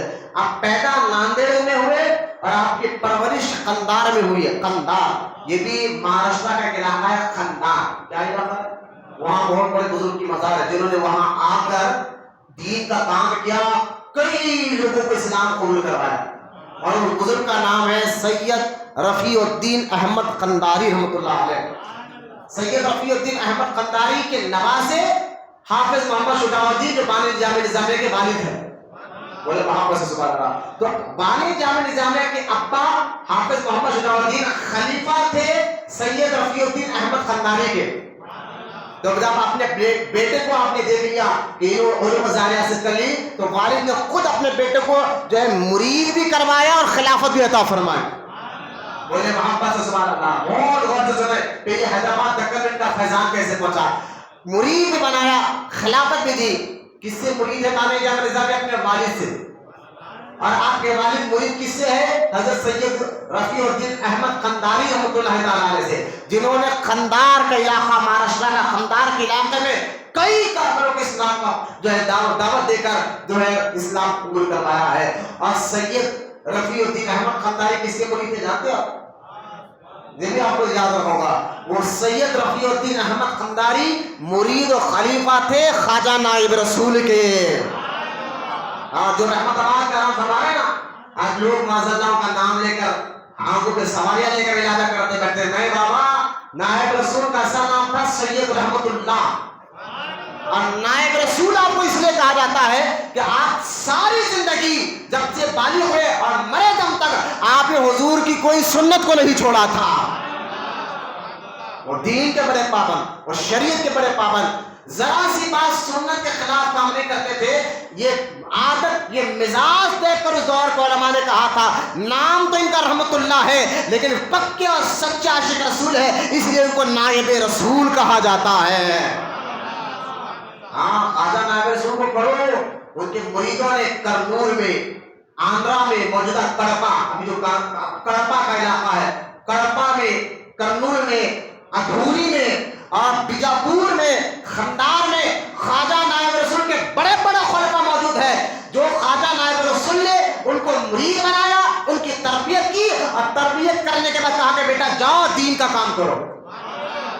آپ کے مریدوں میں بڑے بڑے بزرگان دین کا مزار ادھوری میں ہے. ادھوری میں جا کر اسلام قبول کیا, کئی لوگوں کو دین کی دعوت دی, کوئی کرنول میں بیٹھ کر اسلام دین کی خدمت کی, کوئی بیجاپور میں وہاں بیٹھ کر کسی نے خدمت کی, اور خمدان میں تو بہت بڑے بزرگ سید احمد رفیع الدین احمد خمدانی کی مزار موجود ہے. آپ انٹرنیٹ پر دیکھ سکتے ہیں کہ خواجہ نائب رسول کے خلیفہ ہے, خود نائب رسول کے کہنے پر رحمت آباد شریف سے آپ مہاراشٹر کے اس علاقے خمدان میں بیٹھ کر اسلام کا کام کیا ہے, دین کا کام کیا ہے.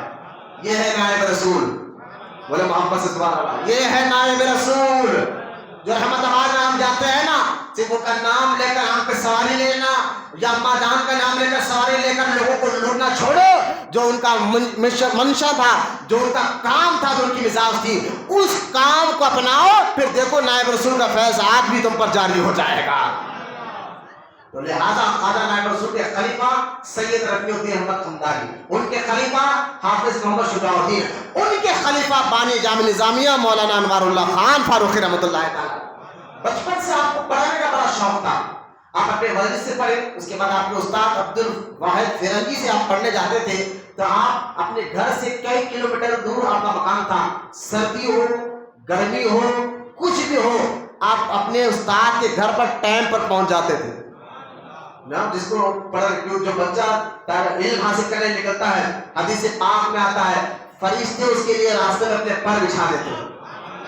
علم حاصل کرنے آپ بھی آؤ, علم حاصل کرنے کی کوئی عمر نہیں ہے.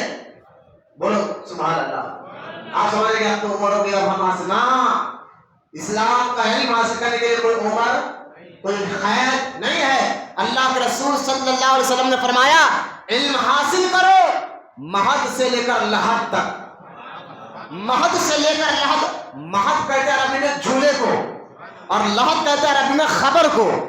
تو علم حاصل کرنے کے سرکار نے کیا بولا, مہد سے لے کر لحد تک. سبحان اللہ. یہ اس کے لیے کوئی عمر نہیں ہے. آج بھی جو بندہ علم حاصل کرنے کے مدرسہ یا کسی عالم کے گھر آتا ہے نا, تو فرشتے پر بچھا دیتے ہیں. اور پانے جامع نظامیہ کے جو صدور علم حاصل کرنے کی, کیونکہ اللہ بڑا کام لینے والا تھا نا, اس سے جس سے بڑا کام لینا چاہتا ہے نا اللہ تعالیٰ, ان کا بچپنا کچھ مثال دے دے. ان کا بچپنا الگ ہوتا ہے, ان کی جوانی الگ ہوتی ہے, جس کو دے کر بڑے بڑے لوگ کہتے وار واقعی اللہ تعالیٰ کوئی ان سے کام لینے والا ہے. آپ نہ دھوپ دیتے, نہ طوفان دیتے, نہ بارش دیتے, ٹائم پر اپنے استاد کے گھر پہنچ جاتے تھے. تو یہ عادت آپ کی دے کر آپ کے استاد بھی آپ پر بہت زیادہ گہری توجہ دے کر پھر آپ کو پڑھایا. جو بچہ جو شاگرد پر دلچسپی بتائے تو پڑھانے میں بھی مزہ آتا ہے نا. آپ تو سست کا ہے, آپ اکثر بیان کا بھی ہوتا ہے الحمدللہ. آپ تو آپ کے چہرے بتا رہے کہ مولانا ہم سن رہے اور سمجھ رہے ہیں, اور میں کوشش کرتا ہوں کہ سست والوں کو جگاؤں. لہذا میرے تو کوشش یہ ہوتی ہے کہ آپ ایسے لوگ چہروں کے سامنے بیان کرو. ہمارے سامنے سست چہرے لے کے بیٹھیں گے, چہرہ اتار کر بیٹھیں گے, ہمیں بھی جو ہے چھوڑ یا نہیں سمجھنے کی چہرے تو ہم کیا کریں. لیکن اگر چہرے حشاش وشاش اور بیٹھنا بھی چاہیے, بیٹھ جاؤ بیٹھ جاؤ میری طرف, کوئی پیچھے بیٹھ مت دیکھیے. لہذا بیٹھنا بھی چاہیے, مزاج بھی ہونا چاہیے آپ کا علم حاصل کرنے کا. آج کے اس دور میں لوگ مجھ سے کہتے ہیں حضرت آپ جمعہ جلدی کیوں نہیں پڑھاتے. میں نے کہا ابھی جو دور چل رہا ہے نا, اس دور میں تقریر دیر تک ہونا چاہیے. ہاں, اگر مسجد میں ہی بیٹھ کے لوگ دین نہیں سیکھیں گے تو پھر آپ سیکھیں گے کیا. کئی لوگوں کو ٹائم کا میرا مجھے پتا ہے, مسجد جمعہ کا ایک موقع ہے جو لوگ گھنٹہ ڈیڑھ گھنٹہ ٹائم نکال لیتے ہیں. اگر یہاں ایسے وقت میں تقریر نہ کی جائے اور اپنے عقیدے اعمال پر بات نہیں کیا جائے تو پھر سیکھیں گے کہاں, سمجھیں گے کہاں یہ لوگ. لہٰذا اس لیے تقریر لمبی کرتا ہوں جمعہ میں خاص طور پر, تاکہ مقصد اپنی واہوائی کرانا نہیں ہے, مقصد اللہ کی رضا ہے اور آپ کو اطاعت رسول کی طرف بلانا ہے. بزرگان دین کے واقعات سے جب میں اس دور میں بھائی 100-150 سال پہلے طوفان میں بارش میں یا دکار میں جانا کوئی بڑی بات نہیں تھی, جنگل میں بہت بڑی بات تھی. آج تو بہت سہولیت ہے, ہمارے پاس گاڑی ہے, کار ہے, سائیکل ہے, آپ روڈ پر آبادی ہے, لائٹ کا انتظام ہے, کسی بھی حالت میں جاؤ تو آپ کو کوئی ٹینشن کی بات نہیں ہے. وہ دور تو بڑا خطرناک تھا, لیکن علم گفتگو کی اتنا جو علماء کو اللہ توفیق عطا فرماتا ہے. بانی جامع نظامیہ انوار اللہ خان علیہ رحمت و رضوان جو ہے وہاں تشریف لے جاتے, استاد کو یہ بڑا طلب آیا, بڑی محنت کر کر آپ نے بھی پڑھایا. جستجو ہو تو استاد کو بھی انٹرسٹ آتا ہے پڑھانے میں, پڑھایا. اور جب آپ پڑھ لکھ کر جب کافی بڑے ہوئے تو آپ کے والد کا انتقال ہوگا. والد کے انتقال کے بعد آپ کو نوکری ملی. اب دیکھیے آپ کو گورنمنٹ نوکری ملی. آج کے دور میں گورنمنٹ نوکری, ارے بچے اٹھ رہے جا رہے, دیکھو نا ہاؤس لوگ جائے تو باہر جاؤ، ابھی کسی کو محفل میں اٹھنا ہے تو ابھی چلے جائے، بڑی مہربانی اٹھک بیٹھک نہ کریں.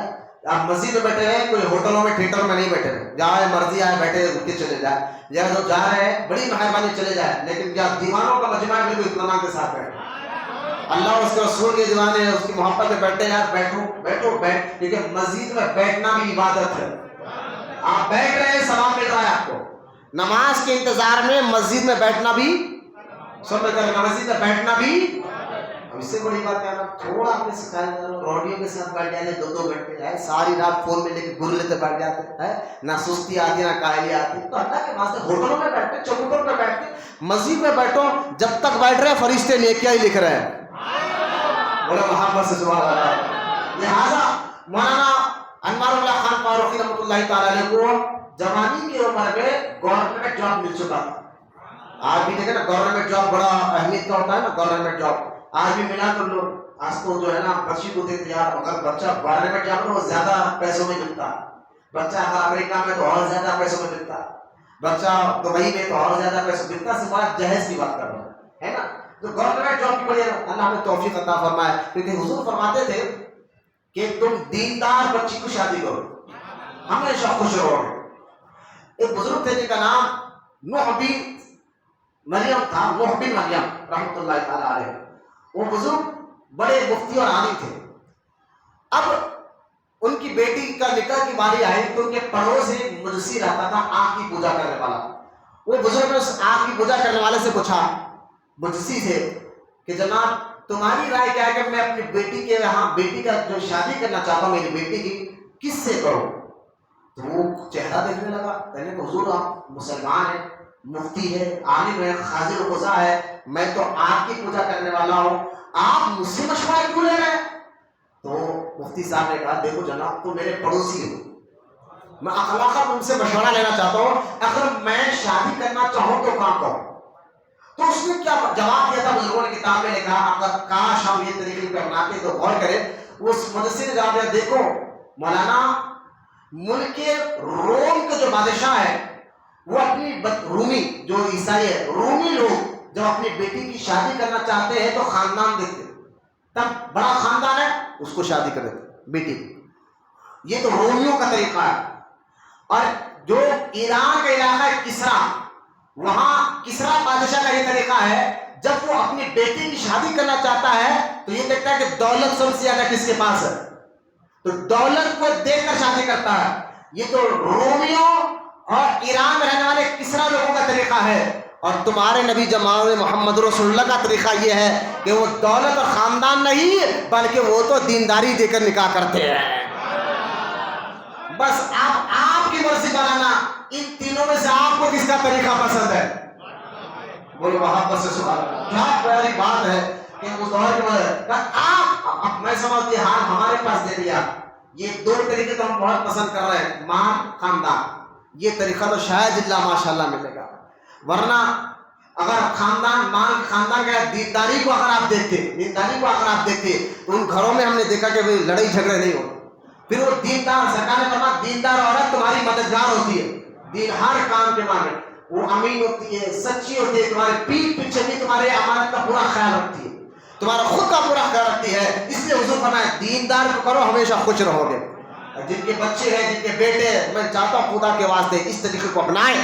تو بانی جامع نظامیہ رحمۃ اللہ تعالیٰ علیہ کا نکاح بھی دیندار گھرانے ہے ہی، دیندار گھرانے میں ہوا تھا. آپ کو گورنمنٹ جاب مل گئی، گورنمنٹ جاب ملی، مجھے بتایا کوئی گورنمنٹ جلدی چھوڑتا جاب نہیں چھوڑا. آج اس دور میں بھی گورنمنٹ جاب کی بڑی اہمیت ہے. تو اس دور میں 150 سال پہلے بانی جامع نظامیہ رحمۃ اللہ علیہ کا تقویٰ دیکھے، اللہ سے ڈرنے کا طریقہ دیکھے.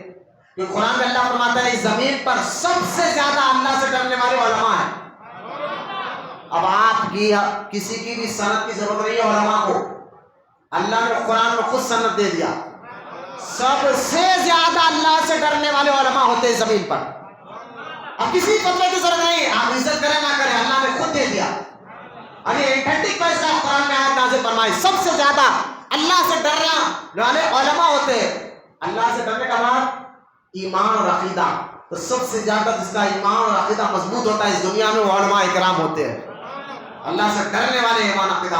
تو بانی جامعہ نظامیہ جب گورنمنٹ جاب کر رہے تھے تو آپ تھے، آج کے دور کے حساب سے سمجھا رہا ہوں آپ کو، اب کانٹیکٹ کیا گورنمنٹ میں مال کتنا خرچ ہو رہا ہے، کیا ہو رہا ہے، کس کو پیسہ دے، پورا آپ کا حساب کتاب کرنا اس دور کے حساب، آج کے دور کے اکاؤنٹنٹ ہم بولتے ہیں نا، حساب کتاب تھا. تو کچھ فیل آپ کے سامنے آتی ہے اور پورا حساب کتاب دیکھ کے ایک دن ہوا یوں کہ گورنمنٹ کی سود والی فیل آپ کے سامنے آ گئی، جس میں سود کے بارے میں لین دین کا مسئلہ تھا، سود کے بارے میں لکھائی پڑھی کا مسئلہ تھا. آج ہم سمجھتے ہیں نہ ہم سود لیتے نہ دیتے ہم تو خوش ہے. میں کہتا ہوں بھائی یقیناً سود لینا بھی حرام دینا بھی حرام ہے، لیکن سنو سورہ بقرہ میں اللہ نے فرمایا سود لینے اور دینے والا اللہ اور اس کے رسول سے جنگ کرنے کا رہا، اللہ اس کے رسول سے جنگ کر رہا ہے. لیکن لینے دینے والے کے ساتھ ذرا یہ بھی سنے، یہ تو ہے ہی گناہ گار، لیکن ان کا ساتھ دینے والا بھی گناہ گار ہوتا ہے. اب کوئی میں تو لیتا ہوں میں تو کام کرتا ہوں اپنے مالک کے پیسے اصول کر آتا ہوں، کس میں بھائی سود کے پیسے، یہ اصول کرنا بھی حرام، اس کی لکھائی پڑھی کرنا بھی حرام.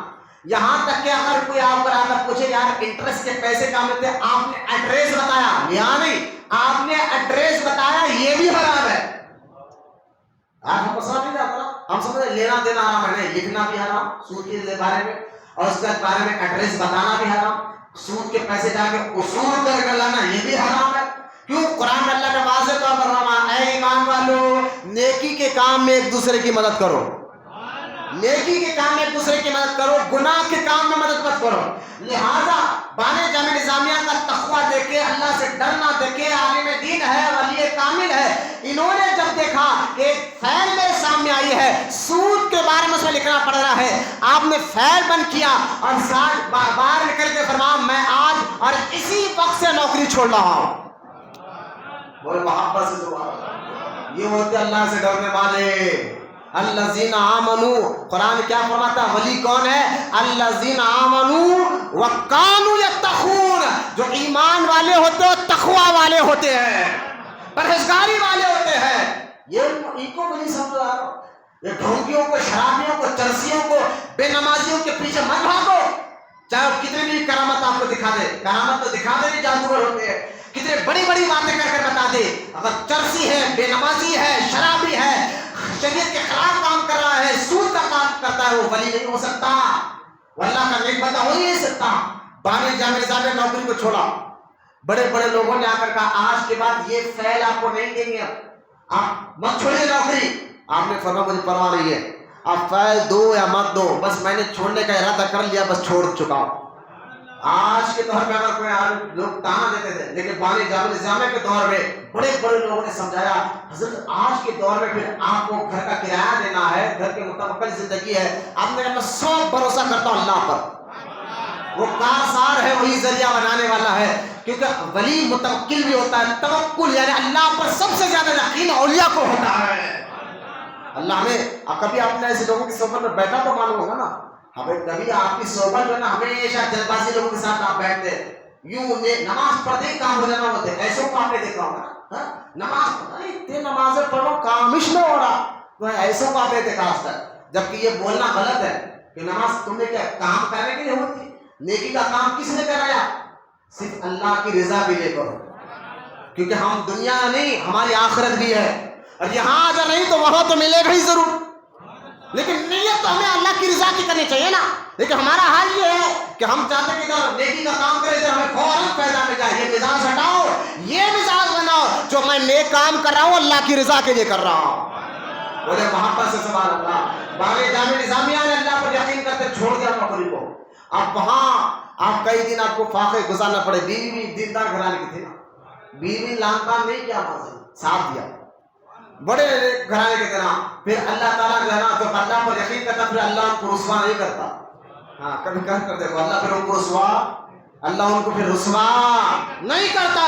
حضرت بانی جامعہ نظامیہ رحمۃ اللہ تعالیٰ علیہ پھر ناندیڑ قندار سے ایک حساب سے حیدرآباد دکن، جب اس وقت میں عثمان علی بادشاہ کے والد محبوب علی بادشاہ کا دور تھا، آپ حیدرآباد دکن تشریف یعنی حیدرآباد چار مینار کے قریب آپ آ کر یہاں رہنے لگے. جو ملتا کرتے، جو نہیں ملتا نہیں کرتے. پھر آپ کا زیادہ وقت پڑھائی میں اور کتابیں لکھنے میں جاتا، دین کے کام میں جاتا. پھر ایک وقت ایسا آیا پیسہ تو کچھ نہیں, بس توکل اللہ پر یقین کرتے ہوئے آپ نے حج کے لیے حیدرآباد دکن سے فوراً حج کے لیے ذریعہ بنا, اب حج کے لیے نکل گئے.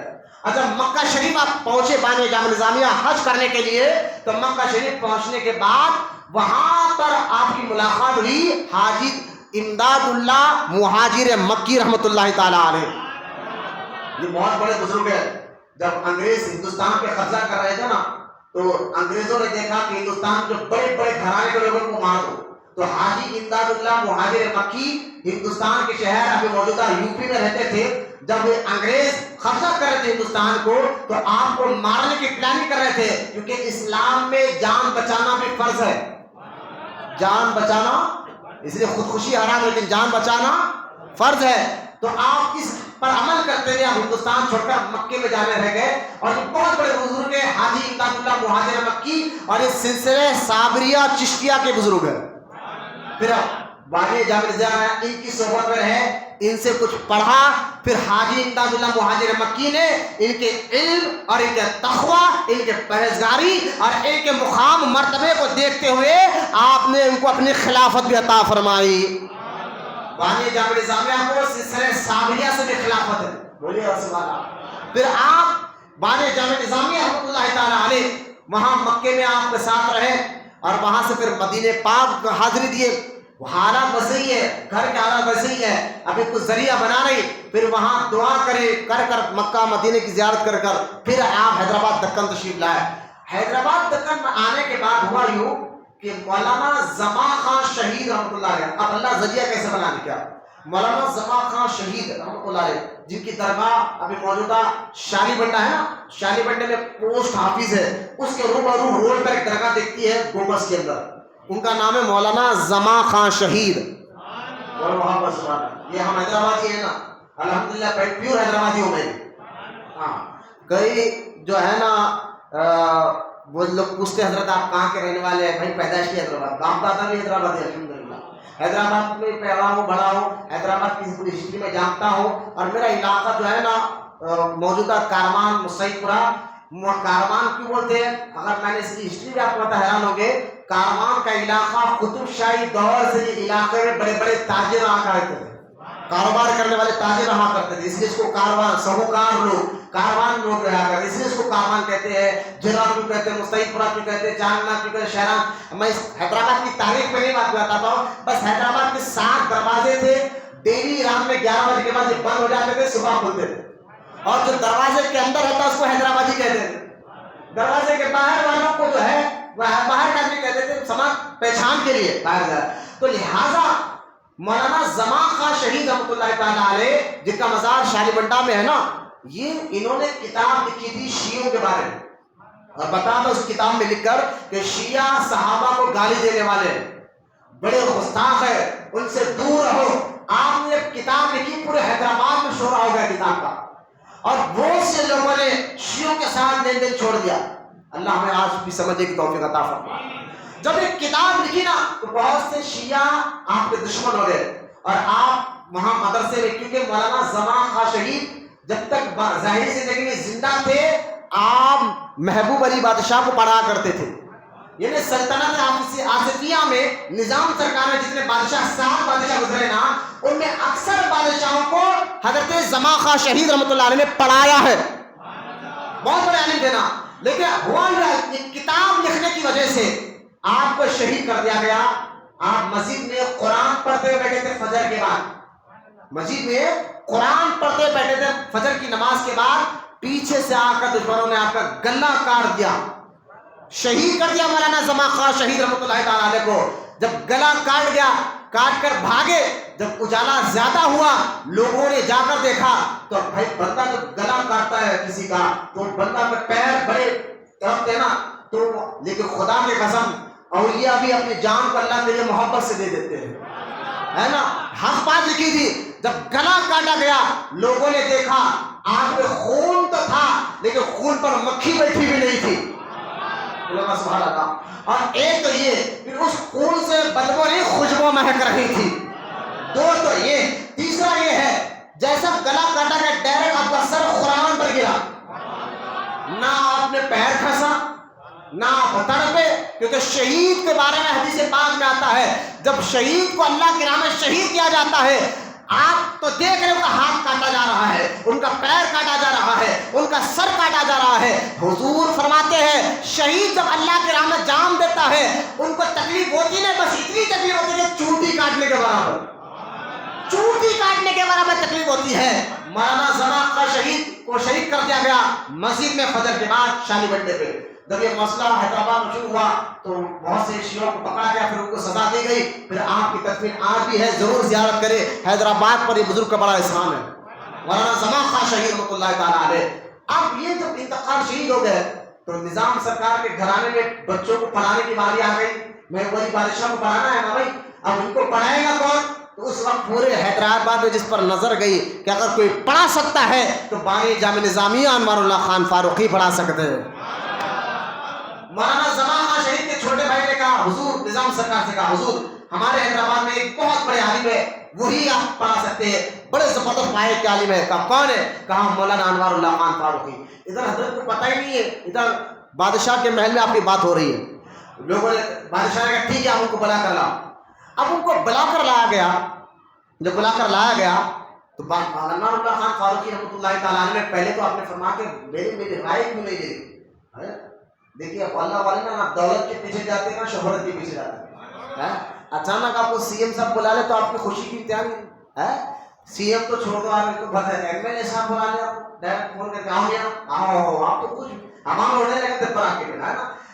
یہاں تو میں انوار اللہ خان فاروقی کو ڈائریکٹ بلاوا رہا ہے بادشاہ حیدرآباد دکن کا، کوئی سی ایم کا پی ایم کا بلاوا رہا ہے سلطنت آصفیہ محبوب علی بادشاہ. آپ کہتے ہیں پہلے اپنے ساتھی علماء سے مجھ سے پوچھا تم نے میرا ذکر کیوں کیا؟ میری رائے پوچھی کہ میں پڑھاؤں گا یا نہیں پڑھاؤں گا؟ میری مزاج ہے نہیں کہ امیروں کے گھر پر جاؤں، بادشاہوں کے گھر پر جاؤں، میں جانے کا میرا مزاج ہے نہیں. علماء نے کہا حضور اب حیدرآباد میں پڑھا سکتا ہے تو یہ قابل عالم ہے تو کوئی آپ ہی ہے. اگر آپ ایسا کریں گے تو پھر سلطنت میں اگر لوگ سلطنت کے بادشاہ بگڑ جائیں گے تو پھر ریا بھی بگڑ جاتی ہے. اگر مضبوط عالم ان کے پیچھے رہے تو بادشاہ مضبوط ہو تو ریا پر بھی مضبوط ہوتا. بادشاہ بگڑا تو پھر ریا بگڑ جاتا. لہٰذا اگر آپ یہ پڑھائیں گے تو پھر یہ بگڑ سکتا ہے معاملہ. بانی جامع نظامیہ نہیں، پھر بھی میں استخارہ کروں گا. حامی بھرا یہ خوش نہیں ہوئے کہ اچھی بات ہے چلو جائیں گے، اب تو میرا تعلق بادشاہ نہیں. کہا میں استخارہ کروں گا، اگر اللہ کی جانب سے اجازت ملی تب پڑھانے جاؤں گا. پھر آپ نے استخارہ کیا تو خواب میں آپ نے دیکھا کہ آپ ہاتھ میں کتاب لیے محل کی طرف جا رہے ہیں، یعنی نظام سرکار کے دروازے کی طرف جا رہے ہیں. اس استخارہ کو اللہ کا حکم سمجھ کر آپ نے محبوب علی بادشاہ کو پڑھانا شروع کیا. پھر آپ دیکھیں محبوب علی بادشاہ کی زندگی کو دیکھیں. پھر آپ ان کے بیٹے کو بھی پڑھایا. پھر ان کے بعد جو بادشاہ بنے عثمان علی بادشاہ، جو نظام سرکار کے آخری سلطنت کے آخری بادشاہ نا، عثمان علی بادشاہ کو بھی آپ نے پڑھایا. اور عثمان علی بادشاہ نے تو آپ کے ساتھ 17 سال پڑھا. آخری سلطنت آصفیہ کے آخری بادشاہ 17 سال تک آپ کے پاس پڑھتے رہے. اس لیے آپ دیکھیں عثمان علی بادشاہ کا عقیدہ بڑا مضبوط تھا، کیونکہ ان کو صحبت ملی تھی بانی جامع نظامیہ کی. پھر آپ ادھر پڑھائی بھی کرے، آپ دوسری مرتبہ حج کر کر آئے، پھر واپس آئے، پڑھائی جاری رکھی. اور یہاں تک کہ دھیرے دھیرے سلطان بادشاہ نے آپ کے بہت سے انتظامات کر دیے. تیسری مرتبہ آپ اس حیدرآباد سے اس ارادے سے حج کے لیے گئے کہ اب ساری زندگی میں مدینے میں رہ کر گزاروں گا، حیدرآباد کو واپس نہیں آؤں گا. یہ سوچ کر آپ چلے گئے حج کے لیے، مدینے میں جا کر رہنے لگے. کیونکہ اللہ اپنے محبوب بندوں ہو یا عام بندوں، امتحان اللہ سب کا لیتا ہے. ہاں امتحان آپ کا بھی ہوتا ہے، ہمارا بھی ہوتا ہے، علماء کا بھی ہوتا ہے، سب کا بھی ہوتا ہے. اب دیکھیں امتحان جب اللہ کی جانب سے ہوتا ہے، کوئی مصیبت، کوئی پریشانی، کوئی بلا آ جائے تو جو واقعی اللہ پر یقین رکھتا ہے نا، وہ دل میں بھی اللہ کے بارے میں خیال نہیں آتا. زبان تو دور کی بات ہے، دل سے بھی شکایت نہیں کرتا، زبان سے تو دور کی بات ہے. بانی جامع نظامیہ یہ سوچ کر مدینہ پاک میں رہ گئے تھے. 3 سال ہم مدینہ پاک میں رہے. وہیں رہ کر آپ نے یہ کتاب لکھی تھی انوار احمدی. بولا محبت سے سبحان اللہ. اس کتاب کو آپ ضرور پڑھیں، انوار احمدی کو. اس میں آپ نے حضور کے فضائل لکھے، حضور کی شان و عظمت لکھے، حضور کے تعظیم کے بارے میں لکھا، حضور کے بعد علم غیب کے بارے میں لکھا. اس کتاب سے میں بہت سے حوالے آپ کو بتا سکتا ہوں. وقت ہے بانی جامع نظامیہ 3 سال مدینے پاک میں رہے، کتاب بھی لکھی، وہیں پر آپ کے ایک بیٹے 11 سال آپ کی عمر تھی، آپ کے بیٹے عبدالقدوس کا انتقال ہوا مدینے میں.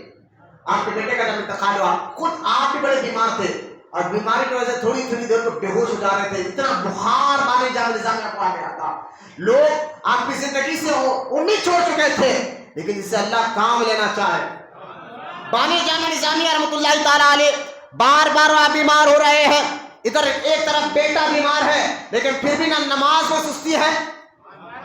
یہ نہیں کہا یا اللہ پہلے میں تقویٰ والا، علم والا، پرہیزگاری والا، میں تو ہوں بیمار، میرا بیٹا بھی بیمار. نہیں، نہ زبان سے شکایت ہے، دل میں خیال ہے.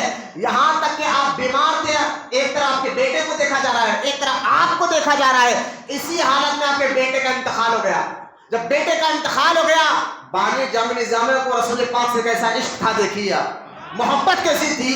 جب بڑی مشکل سے آپ کے کان میں آ کر بولا گیا حالت آپ کی بھی خراب ہے، تھوڑی تھوڑی دیر کو بخار کی وجہ سے آپ بے ہوش ہو جا رہے ہیں، ایسی حالت میں ہم بھی ہے نا کیا بولیں گے یار، اگر بولیں گے تو وہ اور بیمار. نہیں، لوگوں نے جا کر کان میں کہا حضور آپ کے بیٹے کا انتقال ہو گیا. تو نہ آپ نے چیخ پکار کیا، نہ ایک لفظ کہا، بس اپنے مریدوں کو کہا مجھے پکڑو، اٹھاؤ، اٹھا کر میرے بیٹے کی لاش کی طرف لے کر چلو. لوگوں نے ان کو اٹھا کر آپ کے بیٹے کی لاش کی طرف لے کر گئے. بانی جامع نظامیہ اپنے بیٹے کے کان میں جا کر کہتے بیٹا ان قریب قبر میں تمہیں رسول پاک کا دیدار ہوگا، جب دیدار ہوگا تو میرا سلام ان کو کہہ دینا. بولا محبت سے سبحان اللہ. کیا عشق رسول کی بنیاد پر کس اعلیٰ مقام پر بانی جامع نظامیہ. شکر کرو حیدرآباد، اور ایسا بزرگ حیدرآباد دکن پہ آرام کر رہا ہے، ایسی شان والا بزرگ بانی جامع نظامیہ ہمارے حیدرآباد دکن میں آرام کروا رہے ہیں. آپ نے اپنے بیٹے کو کان میں کہا، پھر بڑے مشکل سے آپ کو لیٹا دیا گیا، جنازہ ہو کر جنت البقیع میں آپ کو تکلیف ہوئی. آپ کی مزاج جب سنبھلی، مریدوں نے کہا حضور آپ چلیے حیدرآباد دکن.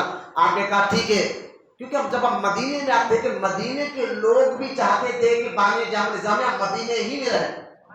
مدینے کے رہنے والے کے لوگ بھی چاہتے تھے کہ ساری زندگی مدینے میں. کیوں؟ وجہ کیا تھی؟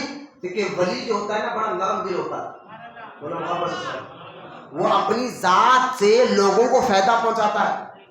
ارے لوگ جانوروں کو ہی فائدہ پہنچاتا ہے. یہ اولیاء اکرام ہے.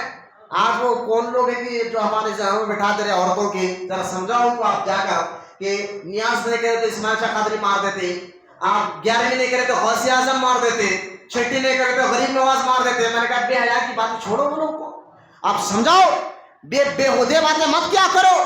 ارے ولی اپنی ذات سے کسی کو تکلیف نہیں دیتا. بولے محبت سے سبحان اللہ.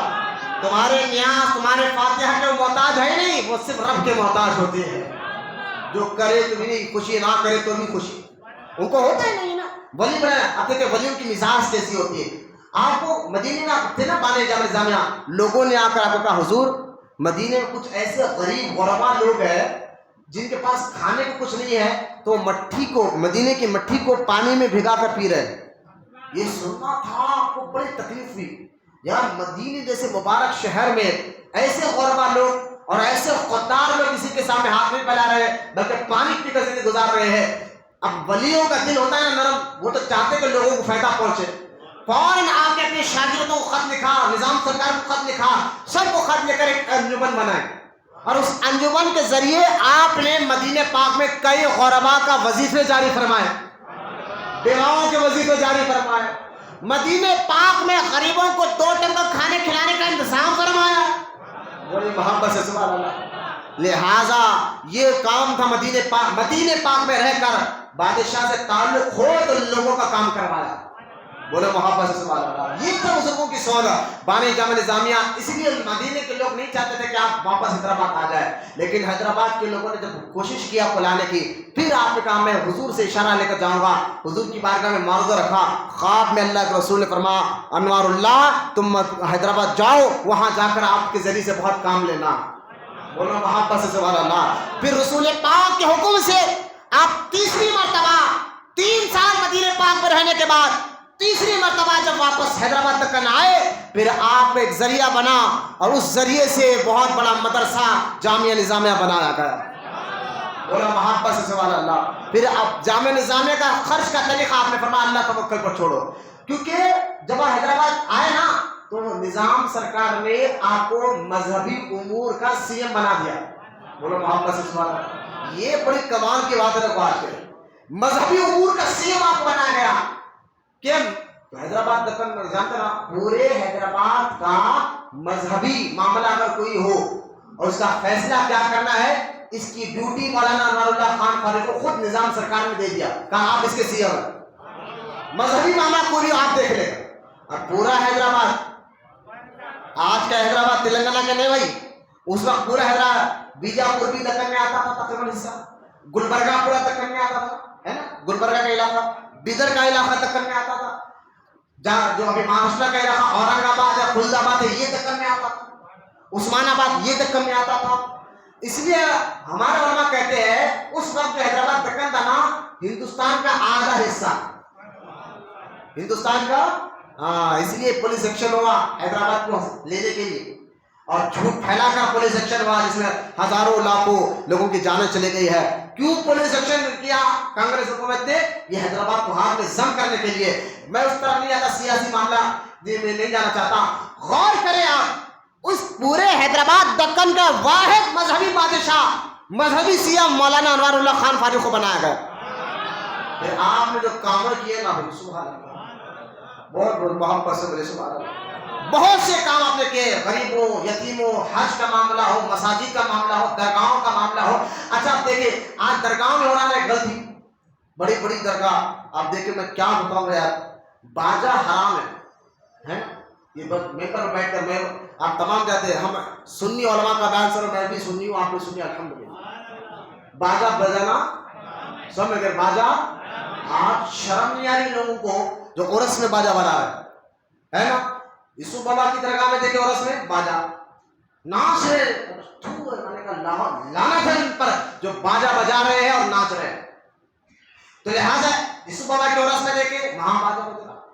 فضل انصار سید احمد واجد پاک نظام الدین اولیاء کے خلیفہ ہے, وہ اولیاء سبحان اللہ, جنہوں نے ساری زندگی دین کے کام میں لگا دیا.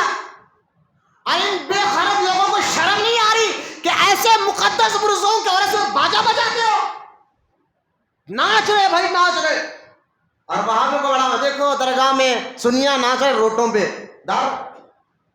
میں اس کا جواب آپ کو دینا چاہتا ہوں کھلا میں اس لیے بول رہا ہوں, ہم حیدرآباد کے کئی کرناٹک کے درگاہوں کے عرس, کیونکہ عرس میں جاتا ہوں ہمیشہ, کئی بڑے بڑے بزرگوں کرناٹک کے کئی درگاہوں کو میں نے دیکھا, بڑے بڑے عرس میں نے کہا شراب پی کر ڈی جے لگا کر گانوں پر ناچا جا رہا ہے. مجھے بتائیے کو مذاق میں لینے والے ولی نے یہ کہا نہیں, نہ یہ قرآن کا حکم, نہ یہ حدیث کا حکم ہے. جو لوگ یہ کر رہے ہیں کس کی ذمہ داری ہے روکنے کی؟ مجھے بتائے, اگر کوئی درگاہ میں ایسے حرکت کر رہا ہے, ذمہ داری درگاہ کے خادموں کی ہوتی ہے. وہ روکے, وہ سمجھائے. اگر میرے سمجھانے پر روکنے پر نہیں روکے تو بابا پیسہ ہے, درگاہ کے غلے کھا رہے ہو, دولت ہے, پولیس کو لگا کر رکا سکتے ہو تم. نہیں ہم بولے رہے ہو, سن رہے نہیں. میں نے کہا بھاڑ میں تمہارا یہ بولنا ہے, تمہاری سیٹ کوئی کھینچنے آتا تو ایسا لگتا ہے تم court, high court, supreme court تک جاتے. اپنے درگاہ میں باجوں کا کام روکنے تم کیوں کام حرکت دے رہے ہو؟ یہ بیان ریکارڈ ہو رہا ہے الحمدللہ, جائے گا انٹرنیٹ پہ. میں تمام حیدرآباد دکن جو ایسے درگاہوں میں, جہاں ہر درگاہ میں نہیں, جہاں درگاہوں میں باجے بج رہے ہیں عرس کے موقع پر, ہاتھ جوڑ کر رہا ہوں یہ گناہ ختم کرو اپنے آستانے سے, یہ ختم کرو. یہ صاحب مزار کا طریقہ نہیں ہے, نہ بزرگوں کا طریقہ ہے. اس کو مٹانا چاہیے, ختم کرنا چاہیے. غور کرے. اچھا میں کوئی وہاں بھی انٹرنیٹ پہ دکھائے گا, آپ کہیں گے مولانا وہاں بھی کہہ رہے ہیں جہاں گناہ ہوتا آپ جاتے کیوں, درگاہ جا رہے کیوں, جاؤ لوگ کو. میں نے کہا سنو بھائی, میں کوئی بات بتاتا ہوں. مسجد میں اگر کتا آ جائے نا تو کتے کو ہکالا جاتا, مسجد نہیں گیا جاتی. درگاہ جانا جائز ہے, وہ جائز ہے, جائے گا. اگر وہاں کوئی حرام کام باجا بج رہا ہے, مرد عورت میں خلط مرد ہو رہی ہے, میں نے کہا وہ حرام کام کو مٹاؤ, درگاہ کو مت مٹاؤ. وہ تو جائز ہے, بولے سبحان اللہ, وہ تو جائز ہے, وہاں جانا جائز ہے. لہٰذا درگاہ کوئی یہ نہ سمجھے. بھائی مجھے بتائیں نکاح کرنا سنت ہے, فرض بھی ہے, واجب ہے, الگ مسئلے ہے, لیکن سنت ہے نا. لیکن نکاحوں میں اگر کوئی باجا بجا دے, شراب ہو رہا ہے نا, شادی میں شراب پیا جا رہا ہے, باجا بجا جا رہا ہے, کوئی مفتی صاحب فتوا دے دے نکاح ٹوٹ گیا, تو آپ بولے کہ بھائی جو غلط ہے وہ غلط بولو, جو صحیح ہے وہ صحیح رہے گا، ہے نا؟ تو لہٰذا وہ غلط ہے تو یہ غلط ہے، لیکن جو مزارات کی زیارت صحیح ہے تو صحیح ہے۔ عرس بھی ہماری درگاہ کا بھی ہوتا ہے، جو لوگ عرس میں آئے ہماری درگاہ میں دیکھا اپنے اکان سے، ہمارا جو 3 دن کا پروگرام ہوتا ہے ہم کوشش کرتے تینوں دن بھی عوام کو فائدہ پہنچے۔ ہمارے 3 دن کے پروگرام میں الحمدللہ ہمارے درگاہ کے خادم صاحب کے کہنے پر باجا ختم ہو گیا۔ بولو نا سبحان اللہ، یہ گناہ مٹ کر 15 سال ہو گیا ابھی الحمدللہ، اللہ کا شکر ہے، اللہ کا شکر ہے۔ ورنہ ایک وقت یہ تھا کہ یہاں پر بھی باجا بجتا تھا، ہم نے خادم صاحب کا ذہن بنایا، انہوں نے ایکسپٹ کیا اور باجا کا بولے برخاست کرو باجو۔ ایک گھیتلا بندہ کوئی آتا ہے ہر سال میں حضرت کے چراغوں میں، کتنا بھی سمجھا، قرآن کہتا ہے نا جاہلوں کو سلام کرو، ہم نے پوری کوشش کی، پولیس والے آ کر سمجھا رہا تو نہیں سمجھ رہا، لیکن باجا غلاف کے ساتھ جا رہا، باہر بجاتا، اگر وہ سن رہا ہے آتا ہے یہاں درگاہ کو، کہتا ہے میں دیکھو اب یہ لعنت بھرے کام مت کرو۔ بانی جامع نظامیہ رحمۃ اللہ تعالیٰ کی بات بتا رہا تھا میں آپ کو، بانی جامع نظامیہ مذہبی امور کے جب بادشاہ بنے، کاش وہ قانون اگر آج ہے نا تو پورے درگاہوں میں، جو جہانگیر اولیا کی درگاہ میں ہو رہا ہے، جو بڑے بڑے بزرگوں میں غلہ دیو، پیسے دیو، نیاز ڈالو، یہ حرکتیں جو خادمہ جن کو کلمہ پڑھنا نہیں معلوم، واقعی بات بتا رہا، کلمہ پڑھنا ان کو طہارت کے مسئلے نہیں معلوم، فاتحہ ان کو نہیں معلوم، درگاہ کے پاس بیٹھ کر گالیاں دے رہے۔ لیکن اگر بانی جامع نظامیہ کو دیکھیں تو بانی جامع نظامیہ میں گورنمنٹ کی طرف سے، میں کہتا ہوں یہ بانی جامع نظامیہ کی کرامت تھی جناب، آپ نے حکومت سے یہ بات منوائی تھی کہ ہمارے حیدرآباد دکن میں جتنے درگاہیں ہیں، اس وقت کا حیدرآباد ذہن میں لائیے آپ، بانی جامع نظامیہ کی کرامت دیکھیے آپ۔ مولانا انوار اللہ خان فاروق رحمۃ اللہ تعالی علیہ، آپ نے یہ گورنمنٹ سے بات منوائی تھی کہ حیدرآباد دکن میں جتنے درگاہیں ہیں اور درگاہ کے جتنے خادم و مجاور ہیں، اگر وہ عالم ہے تو سیٹ پر بیٹھے، بولو محبت سے سبحان اللہ، عالم ہے تو سیٹ پر بیٹھے، ورنہ نہیں کوئی سیٹ پر نہ بیٹھے، کیونکہ دو درگاہوں میں جو مجاور بیٹھے ہوتے ہیں، گدی نشین بیٹھے ہوتے ہیں نا، بانی جامع نظامیہ نے فرمایا تھا ہم سے زیادہ لوگ تمہارے پاس آتے ہیں، ہر مذہب والا آتا ہے، ہر قوم والا آتا ہے، تم خود جاہل ہو تو تم لوگوں کو دین کیا سمجھاؤ گے؟ لہٰذا اگر عالم ہو تو کرسی پر بیٹھے ورنہ نہ بیٹھے۔ یہ قانون بنایا تھا تو اس وقت حیدرآباد دکن میں جتنے درگاہ تھے اور جتنے درگاہوں کے جتنے خادم تھے، اگر وہ پڑھا لکھا بھی نہ تھا نا، اس کو مدرسہ جانا پڑا، بولو سبحان اللہ، جا کر علم حاصل کرنا ہی پڑا، کیونکہ حکومت سے دباؤ تھا، نہیں کرو گے تو گلا گیا سیڑ گئی۔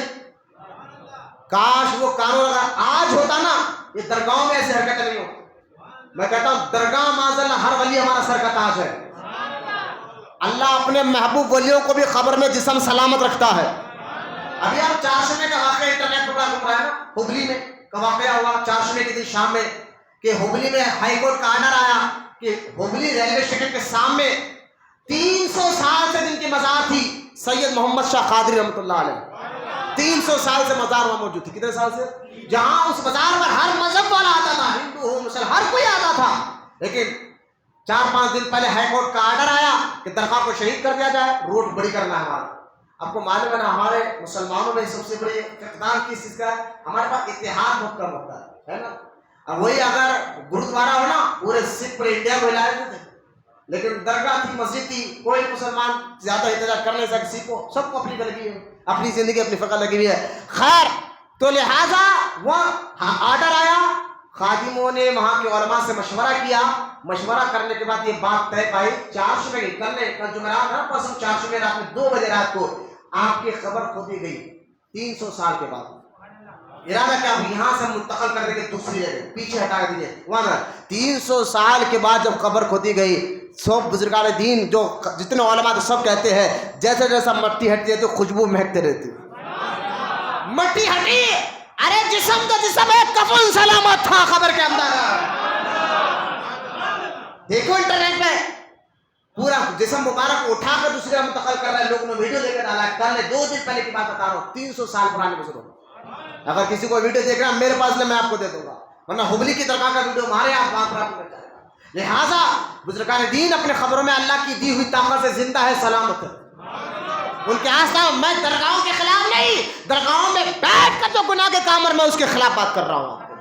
بانی جامع نظامیہ نے یہ کام کو بند کرایا تھا، ان حرکتوں کو بند کرایا تھا، خدا کے واسطے درگاہوں میں بیٹھ کر باجے بن کر اور درگاہ میں بیٹھ کر بے نمازی مت بنو، درگاہوں میں بیٹھ کر جو ہے جھوٹ گالی مت دیا کرو. ہمارے دیکھ کر لوگ جو ہے سیکھتے ہیں. خدا کے واسطے کاش یہ نام پلی کی سفین درگاہ جو گورنمنٹ کے وقت بورڈ میں آ چکی ہے ابھی، لیکن وہاں کے خادموں پر کام میں بات پہلے پڑ جاتی، یہ پوری طاقت لگا کر انشاءاللہ یہ روک دیتے باجے کو تو کتنا اچھا ہوتا. ہاں فصل سر جیسے بزرگ سید احمد باجے پاک میں وہاں پر ناچنا اتنا تقریب، وہ ہر سال کا ہے، میں دیکھتا رہتا ہر سال کا ہے، لیکن آج وہاں بھی اس کو ویڈیو بتاتے دیکھو سنیا یہ کر رہا ہے. اب کم ذہن والا بیچارہ بھٹے کا نہیں تو کیا کر سکتا ہے نا. وہ درگاہ میں ایسے ہوتا نہیں. بزرگان دین تو وہ ہوتے ہیں جن کی صحبت میں بیٹھنے والا اگر بے نمازی بھی ہو تو نمازی بن جاتا ہے. جن کے درگاہوں میں بیٹھنے والا شرابی ہو تو اللہ تعالیٰ ان کے وسیلے سے شراب کو چھڑا دیتا ہے. دیکھا ہے اپنی آنکھوں سے، شرابی کو شراب چھوڑتے ہوئے دیکھا ہے، بے نمازی کو نمازی بنتے ہوئے دیکھا ہے، بغیر داڑھی والوں کو داڑھی رکھتے ہوئے دیکھا ہے. ہم نے کہا حضرت آپ تو بے نمازی تھے، داڑھی چہرے بنائی تھی، کب سے آپ بن گئے؟ کہا فلاں بزرگ کے آستانے پر جب سے جانے لگا ہوں دل خود بخود اس پر آ گیا ہے. لہذا بانی جامع نظامیہ نے بڑا اچھا کارنامہ کیا تھا. ایک تو یہ آپ کی خدمت آج تک نہیں بھولی جائے گی. دوسرا جب ہے پورے انڈیا میں ایک قادیانی فرقہ جو نبوت کا جھوٹا فرقہ پھر رہا تھا، پورے انڈیا میں لوگ پریشان تھے. بانی جامع نظامیہ نے اس بدبخت قادیانی غلام احمد قادیانی کے رد کرتے ہوئے 2 جلدوں پر ایسی بہترین کتاب لکھی. اس کتاب کا نام عفت الافہام ہے اور اس کتاب کو لکھ کر لکھا بھی اور لوگوں کے عقیدے کو بھی بچایا. آج تک وہ کتاب چھپ رہی ہے اور وہ 2 جلدوں پر کتاب موجود ہے. جب وہ کتاب بریلی میں اعلیٰ حضرت کی بارگاہ میں پہنچی، بانی جامع نظامیہ کی لکھی ہوئی کتاب بریلی میں اعلیٰ حضرت کے پاس پہنچی تو اعلیٰ حضرت نے اس کتاب کو پڑھا اور پڑھنے کے بعد خط بانی جامع نظامیہ کو لکھ کر کہا کہ شیخ الاسلام ایک امام کے درجے کو پہچانتا ہے. شیخ الاسلام عارف باللہ کہہ کر یاد کیا اعلیٰ حضرت نے اور فرمایا کہ میں نے آپ کی یہ کتاب فضل الافہام پڑھی ہے اور یہ کتاب میں جو آپ نے دلائل دیے ہیں بس میں نے پڑھی تو میں چاہتا ہوں، مجھے شوق ہو گیا ہے کہ آپ کی اور بھی جتنی کتابیں سب پڑھا کروں. یہ کہا شوق ہو گیا مجھے آپ کی اور بھی کتابیں پڑھنے کا. بولا محبت سے سبحان اللہ. اب دیکھیں میں 2 حدیثیں سنا کر بات ختم کر رہا ہوں. آپ بانی جامع نظامیہ کا عقیدہ کیا تھا؟ وہی عقیدہ ہے سنی آپ اور ہمارا عقیدہ. ہم کہتے ہیں کہ نبی کے وسیلے سے مشکلیں ٹل ہوتے ہیں نا، یہ عقیدہ وہاں بھی کہتے ہیں شرک ہے، اللہ مشکل ہٹاتا ہے. ہم کہتے ہیں نبی کے وسیلے سے بھی ایسا عقیدہ رکھنا خود بزرگوں کا طریقہ ہے. آپ فرماتے ہیں یہاں انوار احمدی کتاب ہے، بانی جامع نظامیہ ایک حدیث لاتے ہیں. آپ فرماتے ہیں نبی تو نبی ہے، نبی کی ذات تو ہے ہی کہ مشکل کشا ہے، لیکن نبی کے نام کے وسیلے سے بھی اللہ مصیبتوں کو دور فرما دیتا ہے. یہ حدیث اس بات کی بنیاد پر ہمارے احمدی پہ آپ صفحہ نمبر 30 اٹھا کر دیکھیں اس کتاب کا. بانی جامع نظامیہ لکھتے ہیں، ایک حدیث لاتے ہیں، فرماتے ہیں حضرت انس روایت کرتے ہیں 2 آدمیوں کو قیامت کے دن اللہ تعالیٰ فرمائے گا تم دونوں جنت میں جاؤ. وہ دونوں ایک دوسرے کے چہرے دیکھیں گے اور دیکھ کر کہیں گے یا اللہ ہمیں تو جنت میں جانے کا حکم دے رہا ہے. فرمایا ہاں جنت میں جاؤ. وہ دونوں آدمی اللہ کی بارگاہ میں یا اللہ ہمارے اعمال تو کچھ ایسے نہیں تھے جو ہم جنت میں جا سکے، ہم بڑے گناہگار تو سب جانتا ہے اور پھر بھی تو کہہ رہا ہے ہم جنت میں جائے، یہ ہماری مصیبت کیسے آسان ہو رہی ہے اس کو بھی بتا. تو حدیث پاک میں آتا ہے خود اللہ تعالیٰ فرمائے گا میرے بندو میں نے اپنی عزت و جلال کی قسم کھائی ہے، میرے بندو میں نے اپنے عزت و جلال کی قسم کھائی ہے جس کا نام محمد یا احمد ہو اس کو دوزخ میں نہیں جنت میں داخل ڈالوں گا. یہ حدیث لکھ کر بانی جامع نظامیہ اپنا عقیدہ بتا رہے ہیں. نبی تو نبی ہے، نبی کے نام کے وسیلے سے مصیبتیں ختم ہو جاتی ہے. وسیلہ لینا حرام ہوتا ہے تو یہ بزرگان نے لکھتے کتابوں میں نہیں. آپ پریشان مت ہو، اہل سنت حق جماعت ہے، وہاں بھی بدعقیدوں کے باتوں پر مت آؤ. لہٰذا بانی جامع نظامیہ انوار اللہ خان فاروق رحمۃ اللہ علیہ فرماتے ہیں دیکھو اللہ کو اپنے حبیب سے کتنی محبت ہے، ذات سے تو محبت ہے ہی ہے، اللہ کو اپنے حبیب کے نام سے بھی کتنی محبت ہے. یہ حدیث لکھ کر بانی جامع نظامیہ نے عقیدہ بتا دیا. اور ایک اور حدیث اس کتاب کا نام ہے فتنہ وہابیت. بولو نا سبحان اللہ. اب میں نے نہیں لکھا بھائی، نہ اعلیٰ حضرت نے لکھا، لکھنے والے بھی مولانا انوار اللہ خان فاروقی رحمۃ اللہ علیہ. آپ اس کتاب کو اٹھا کر دیکھیں، بانی جامع نظامیہ فرماتے ہیں بدعقیدہ کے چہروں کو دیکھ کر تم متاثر مت ہو، نمازوں کو دیکھ کر تم متاثر مت ہو. وہ نماز بھی بہت پڑھیں گے، روزہ بھی رکھیں گے، داڑیاں بھی لمبے رکھیں گے، ان کو دیکھ کر تم پریشان مت ہو. بانی نے فرمایا کیوں؟ کیونکہ حضرت علی کے دور میں جب حضرت علی نے خارجیوں سے جنگ کی تھی تو حضرت علی کے ساتھ والے پریشان تھے، کیونکہ حضرت علی کے ساتھ والے کہتے ہیں اے علی آپ تو کہتے خارجیوں سے لڑو. ایک صحابی کہتے میں پریشان تھا، کیوں؟ کیونکہ میں نے خارجیوں کو دیکھا تھا، چہرے پر ان کا نماز کا نور تھا، پیشانی پر نماز کا گھٹا تھا، داڑیاں بڑی بڑی تھی، جب دیکھو جب قرآن پڑھتے تھے، جب دیکھو جب ہاتھ میں تسبیح تھی، ان کی عادتیں ایسی تھی. تو مجھے پریشان ہوا کہ یہ خارجی کیسے ہو سکتے ہیں، ہم ان کو مارے کیسا، ہم ان کو قتل کرے کیسا. صحابی پریشان ہو گئے، علی کے ساتھ راولے پریشان ہو گئے. اگر آپ ہم پریشان ہو تو کوئی بڑی بات نہیں، وہاں بھی کو دیکھ کر پریشان مت ہو، وہ بہت ہی مدد کرنے لگا، پریشان مت ہو. بانی جامع نظامیہ کہتے ہیں حضرت علی رضی اللہ عنہ بیٹھے تھے، اس صحابی کے دل میں خیال چلا میں کیا کروں، لڑوں نہ لڑوں، لڑوں نہ لڑوں، اتنی عبادت گزار غلط کیسے ہو سکتے ہیں. آج ہمیں ہوتے نا، وہاں بھی نماز پڑھتے تھے، غلط کیسے ہو سکتے ہیں، انہوں نے پریشان ہو گئے، غلط کیسے ہو سکتے. ایک آدمی سوچ رہے تھے، ایک آدمی علی کی بارگاہ میں آتا، اے علی وہ خارجی ندی پار ہو کر آ گئے. حضرت علی فرمایا نہیں ہو سکتا یہ، کیونکہ وہ ندی پار کر ہی نہیں سکتے. دوسرا آدمی آیا اور اگر اے علی میں نے اپنی آنکھوں سے دیکھا وہ خارجی ندی پار کر کر آ گئے. حضرت علی فرمایا نہیں ہو سکتا. تیسرا آدمی آیا، اگر اے علی میں نے دیکھا وہ ندی پار کر کر یہاں بیٹھے ہوئے ہیں. حضرت علی تیسری بار جلا میں آ گئے، فرمایا یہ ہو نہیں سکتا. پوچھا ان لوگوں نے کیوں؟ یہ لوگ تو کہہ رہے ہم نے آنکھوں سے دیکھا. کہا یہ لوگ غلط ہو سکتے ہیں، اللہ کے رسول کا فرمان کبھی غلط نہیں ہو سکتا. اللہ کے رسول نے خود فرمایا تھا علی ندی کے اس پار ہی تم ان کو قتل کرو گے. اب وہ صحابی کے جن کو شک ہو رہا تھا لڑوں نہ لڑوں، ان کو بہانہ مل گیا. اچھا حضور نے فرمایا تھا اب چلو جا کر دیکھو، اگر وہ ندی کے اس پار ہے تو میں علی کے ساتھ ہوں، اگر وہ ندی پار کر لی تو پھر میں ان کے ساتھ رہ کر علی سے لڑوں گا. یہ سوچ کر دوڑتے ہوئے وہ صحابی علی کے ساتھ رہنے والے جب جا کر دیکھے یہ سارا واقعہ اس کتاب میں لکھا ہوا ہے تو وہ ابھی ندی پار نہیں کرے تھے. مولانا محمد سے زبان لگا وہ صحابی اپنا آزا جو ہے نا زمین پر گاڑتے ہیں، شکرانے کی تو نماز کرتے کرتے یا اللہ تیرا شکر ہے ان کی ہولیوں کو دیکھ کر تو میں متاثر ہو گیا تھا، ان کی عبادتوں کو دیکھ کر میں تو میرا دل نرم تو ہو گیا تھا، لیکن پتا چلا حق علی کے ساتھ ہے. نماز میں حضور کی علی کی بارگاہ میں گئے، مولائے کائنات نے ہاتھ سینے پر رکھ کر کہا اب تیرا شک دور ہوا. مولانا محمد سے سبحان اللہ، اب تیرا شک دور ہوا. یہ حدیث لکھنے کے بعد بانی جامع نظامیہ فرماتے ہیں وہابیوں کی عبادت کو دیکھ کر تم متاثر مت ہو.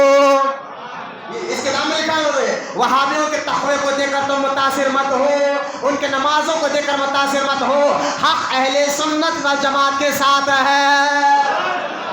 سبحان اللہ. یہ تھا آپ کے دینی خدمات. پھر آپ نے نظامیہ بنایا، اس میں کروڑوں لوگ حفاظ اس دور سے آج تک بنتے جا رہے ہیں. کئی علماء اس دنیا سے گئے ہیں. اس حافظ میں انشاءاللہ میں چاہتا تھا اور بھی آپ کی دینی خدمات بیان کروں، لیکن وقت ختم ہو گیا. اتوار کے دن آنے والے اتوار کے دن انشاءاللہ صبح 10:30 بجے اسی مسجد میں بانی جامع نظامیہ کے حیات و خدمات کے محفل وغیرہ انشاءاللہ ضرور تشریف لائیں گے. انشاءاللہ 10 بجے 10:30 سے ظہر کی نماز سے پہلے پڑھا بیان ختم ہو جائے گا، پھر ظہر کے بعد کھانے کا انتظام رہے گا. اتوار کے دن صبح ضرور آئے، ایسے وقتوں میں بیٹھے بزرگوں کے عقیدے پڑھے، بزرگوں کے معاملات پڑھے، تب انشاءاللہ میں آپ کے اور خدمات کیا کیا تھے، بانی جامع نظامیہ کے کرامات کیا تھے وہ بتاؤں گا. بس 29 جمادی الاولیٰ کو ایک آپریشن کے بعد کچھ لمحوں کے بعد آپ جو ہے انتقال فرما گئے اور آپ کا جنازہ جو ہے مفتی رکن الدین صاحب قبلہ رحمۃ اللہ علیہ نے پڑھایا. یہ مفتی کون ہے؟ مفتی رکن الدین یہ بہت بڑے، خود اپنے پائے کے بہت بڑے مفتی ہے جو جامع نظامیہ پڑھ کر پہلے مفتی بنے تھے. پھر آپ کو پرانی جامع نظامیہ کو نظامیہ ہی کے احاطے میں تبدیل کیا گیا. آج بھی آپ کا مزار مبارک وہاں پر موجود ہے، لوگ فیض لے رہے. کل ان کی صالحانہ فاتحہ ہے، عرس ہے. حیدرآباد کے مسلمانوں پر آپ نے کتابوں کے ذریعے، اخلاق کے ذریعے، تعلیم کے ذریعے، تربیت کے ذریعے بہت سے کچھ سکھایا ہے جو آج تک. اچھا حیدرآباد والوں ایک احسان کا یہ بھی ہے کہ آج ہم NRC جو نکالا نا مودی نے، لیکن بانی نظامیہ جامع نظامیہ کرامت دیکھیے آج NRC سے اگر بچنے کا طریقہ پہلے بتایا تو بانی جامع نظامیہ نے بتایا. کیوں؟ ہمیں کیسے؟ کہ میں نے دیکھو بھائی پہلے خالی نکاح ہوتا تھا نا تو 2 گواہ، نکاح میں 2 گواہ شرط ہے، 2 گواہ سامنے ہے، 2 مرد یا 1 مرد 2 عورتیں سامنے ہو، حجاب قبول نکاح ہو گیا، خطبہ نکاح ہے۔ نکاح میں 2 گواہوں کا ہونا شرط ہوتا ہے۔ پہلے گواہوں کو سامنے رکھ کر خطبہ پڑھا جاتا تھا، نکاح ہو جاتا تھا۔ بانی جامع صاحب کا نہیں، گواہوں کو تو رکھا جائے گا لیکن ساتھ ہی ساتھ کتابی شکل بھی دی جائے گی، جس کو آج کے دور میں ہم نکاح نامہ کہتے ہیں۔ کیا کہتے ہیں؟ نکاح نامہ کہتے ہیں۔ کتابی شکل دیں گے اور اس کا ریکارڈ گورنمنٹ میں ہونا چاہیے اور حکومت کی نگاہ میں ہونا چاہیے۔ آپ دیکھیں، آپ جن کے نکاح نامہ اگر نہیں ہے فوراً بنا لیجیے، آپ جا کے دادا پردادا کے بھی نکاح نامے ہمارے کہ 100 سال پہلے سے جن کی شادی ہوئی نا سب کے نکاح نامے گورنمنٹ ریکارڈ میں موجود ہے۔ بولو نا سبحان اللہ۔ اب وہاں سے نکالو اور NRC سے بچ جائے۔ بولو نا سبحان اللہ۔ یہ بانی جامع کی کرامت یہ بھی تھی، انشاءاللہ اور بھی آپ کے قدر آئے گی آپ کا مزار۔ کل ان کی فاتحہ ہے، اب ہوا تو ضرور دودھ بولی گے، جا کر ان کی زیارت ضرور کریں، گھروں میں فاتحہ کرائے۔ اللہ کی بارگاہ میں دعا ہے اللہ ہم تمام کو کہنے سننے سے زیادہ عمل کی توفیق عطا فرمائے۔ جتنے نوجوان بوڑھے بچے بیٹھے مولا ان کے بیٹھنے کو قبول فرمائے۔ یا اللہ ہمیں سچا عاشق رسول بنا دے اور ہماری نسلوں میں قیامت تک عاشق رسولوں کو پیدا فرما۔ ہمارے دلوں میں بزرگوں کی محبت کے ساتھ ساتھ میرے مولا ان کے تعلیمات پر بھی عمل کی توفیق عطا فرما۔ نما علینا الا البلاغ والحمد للہ رب العالمین۔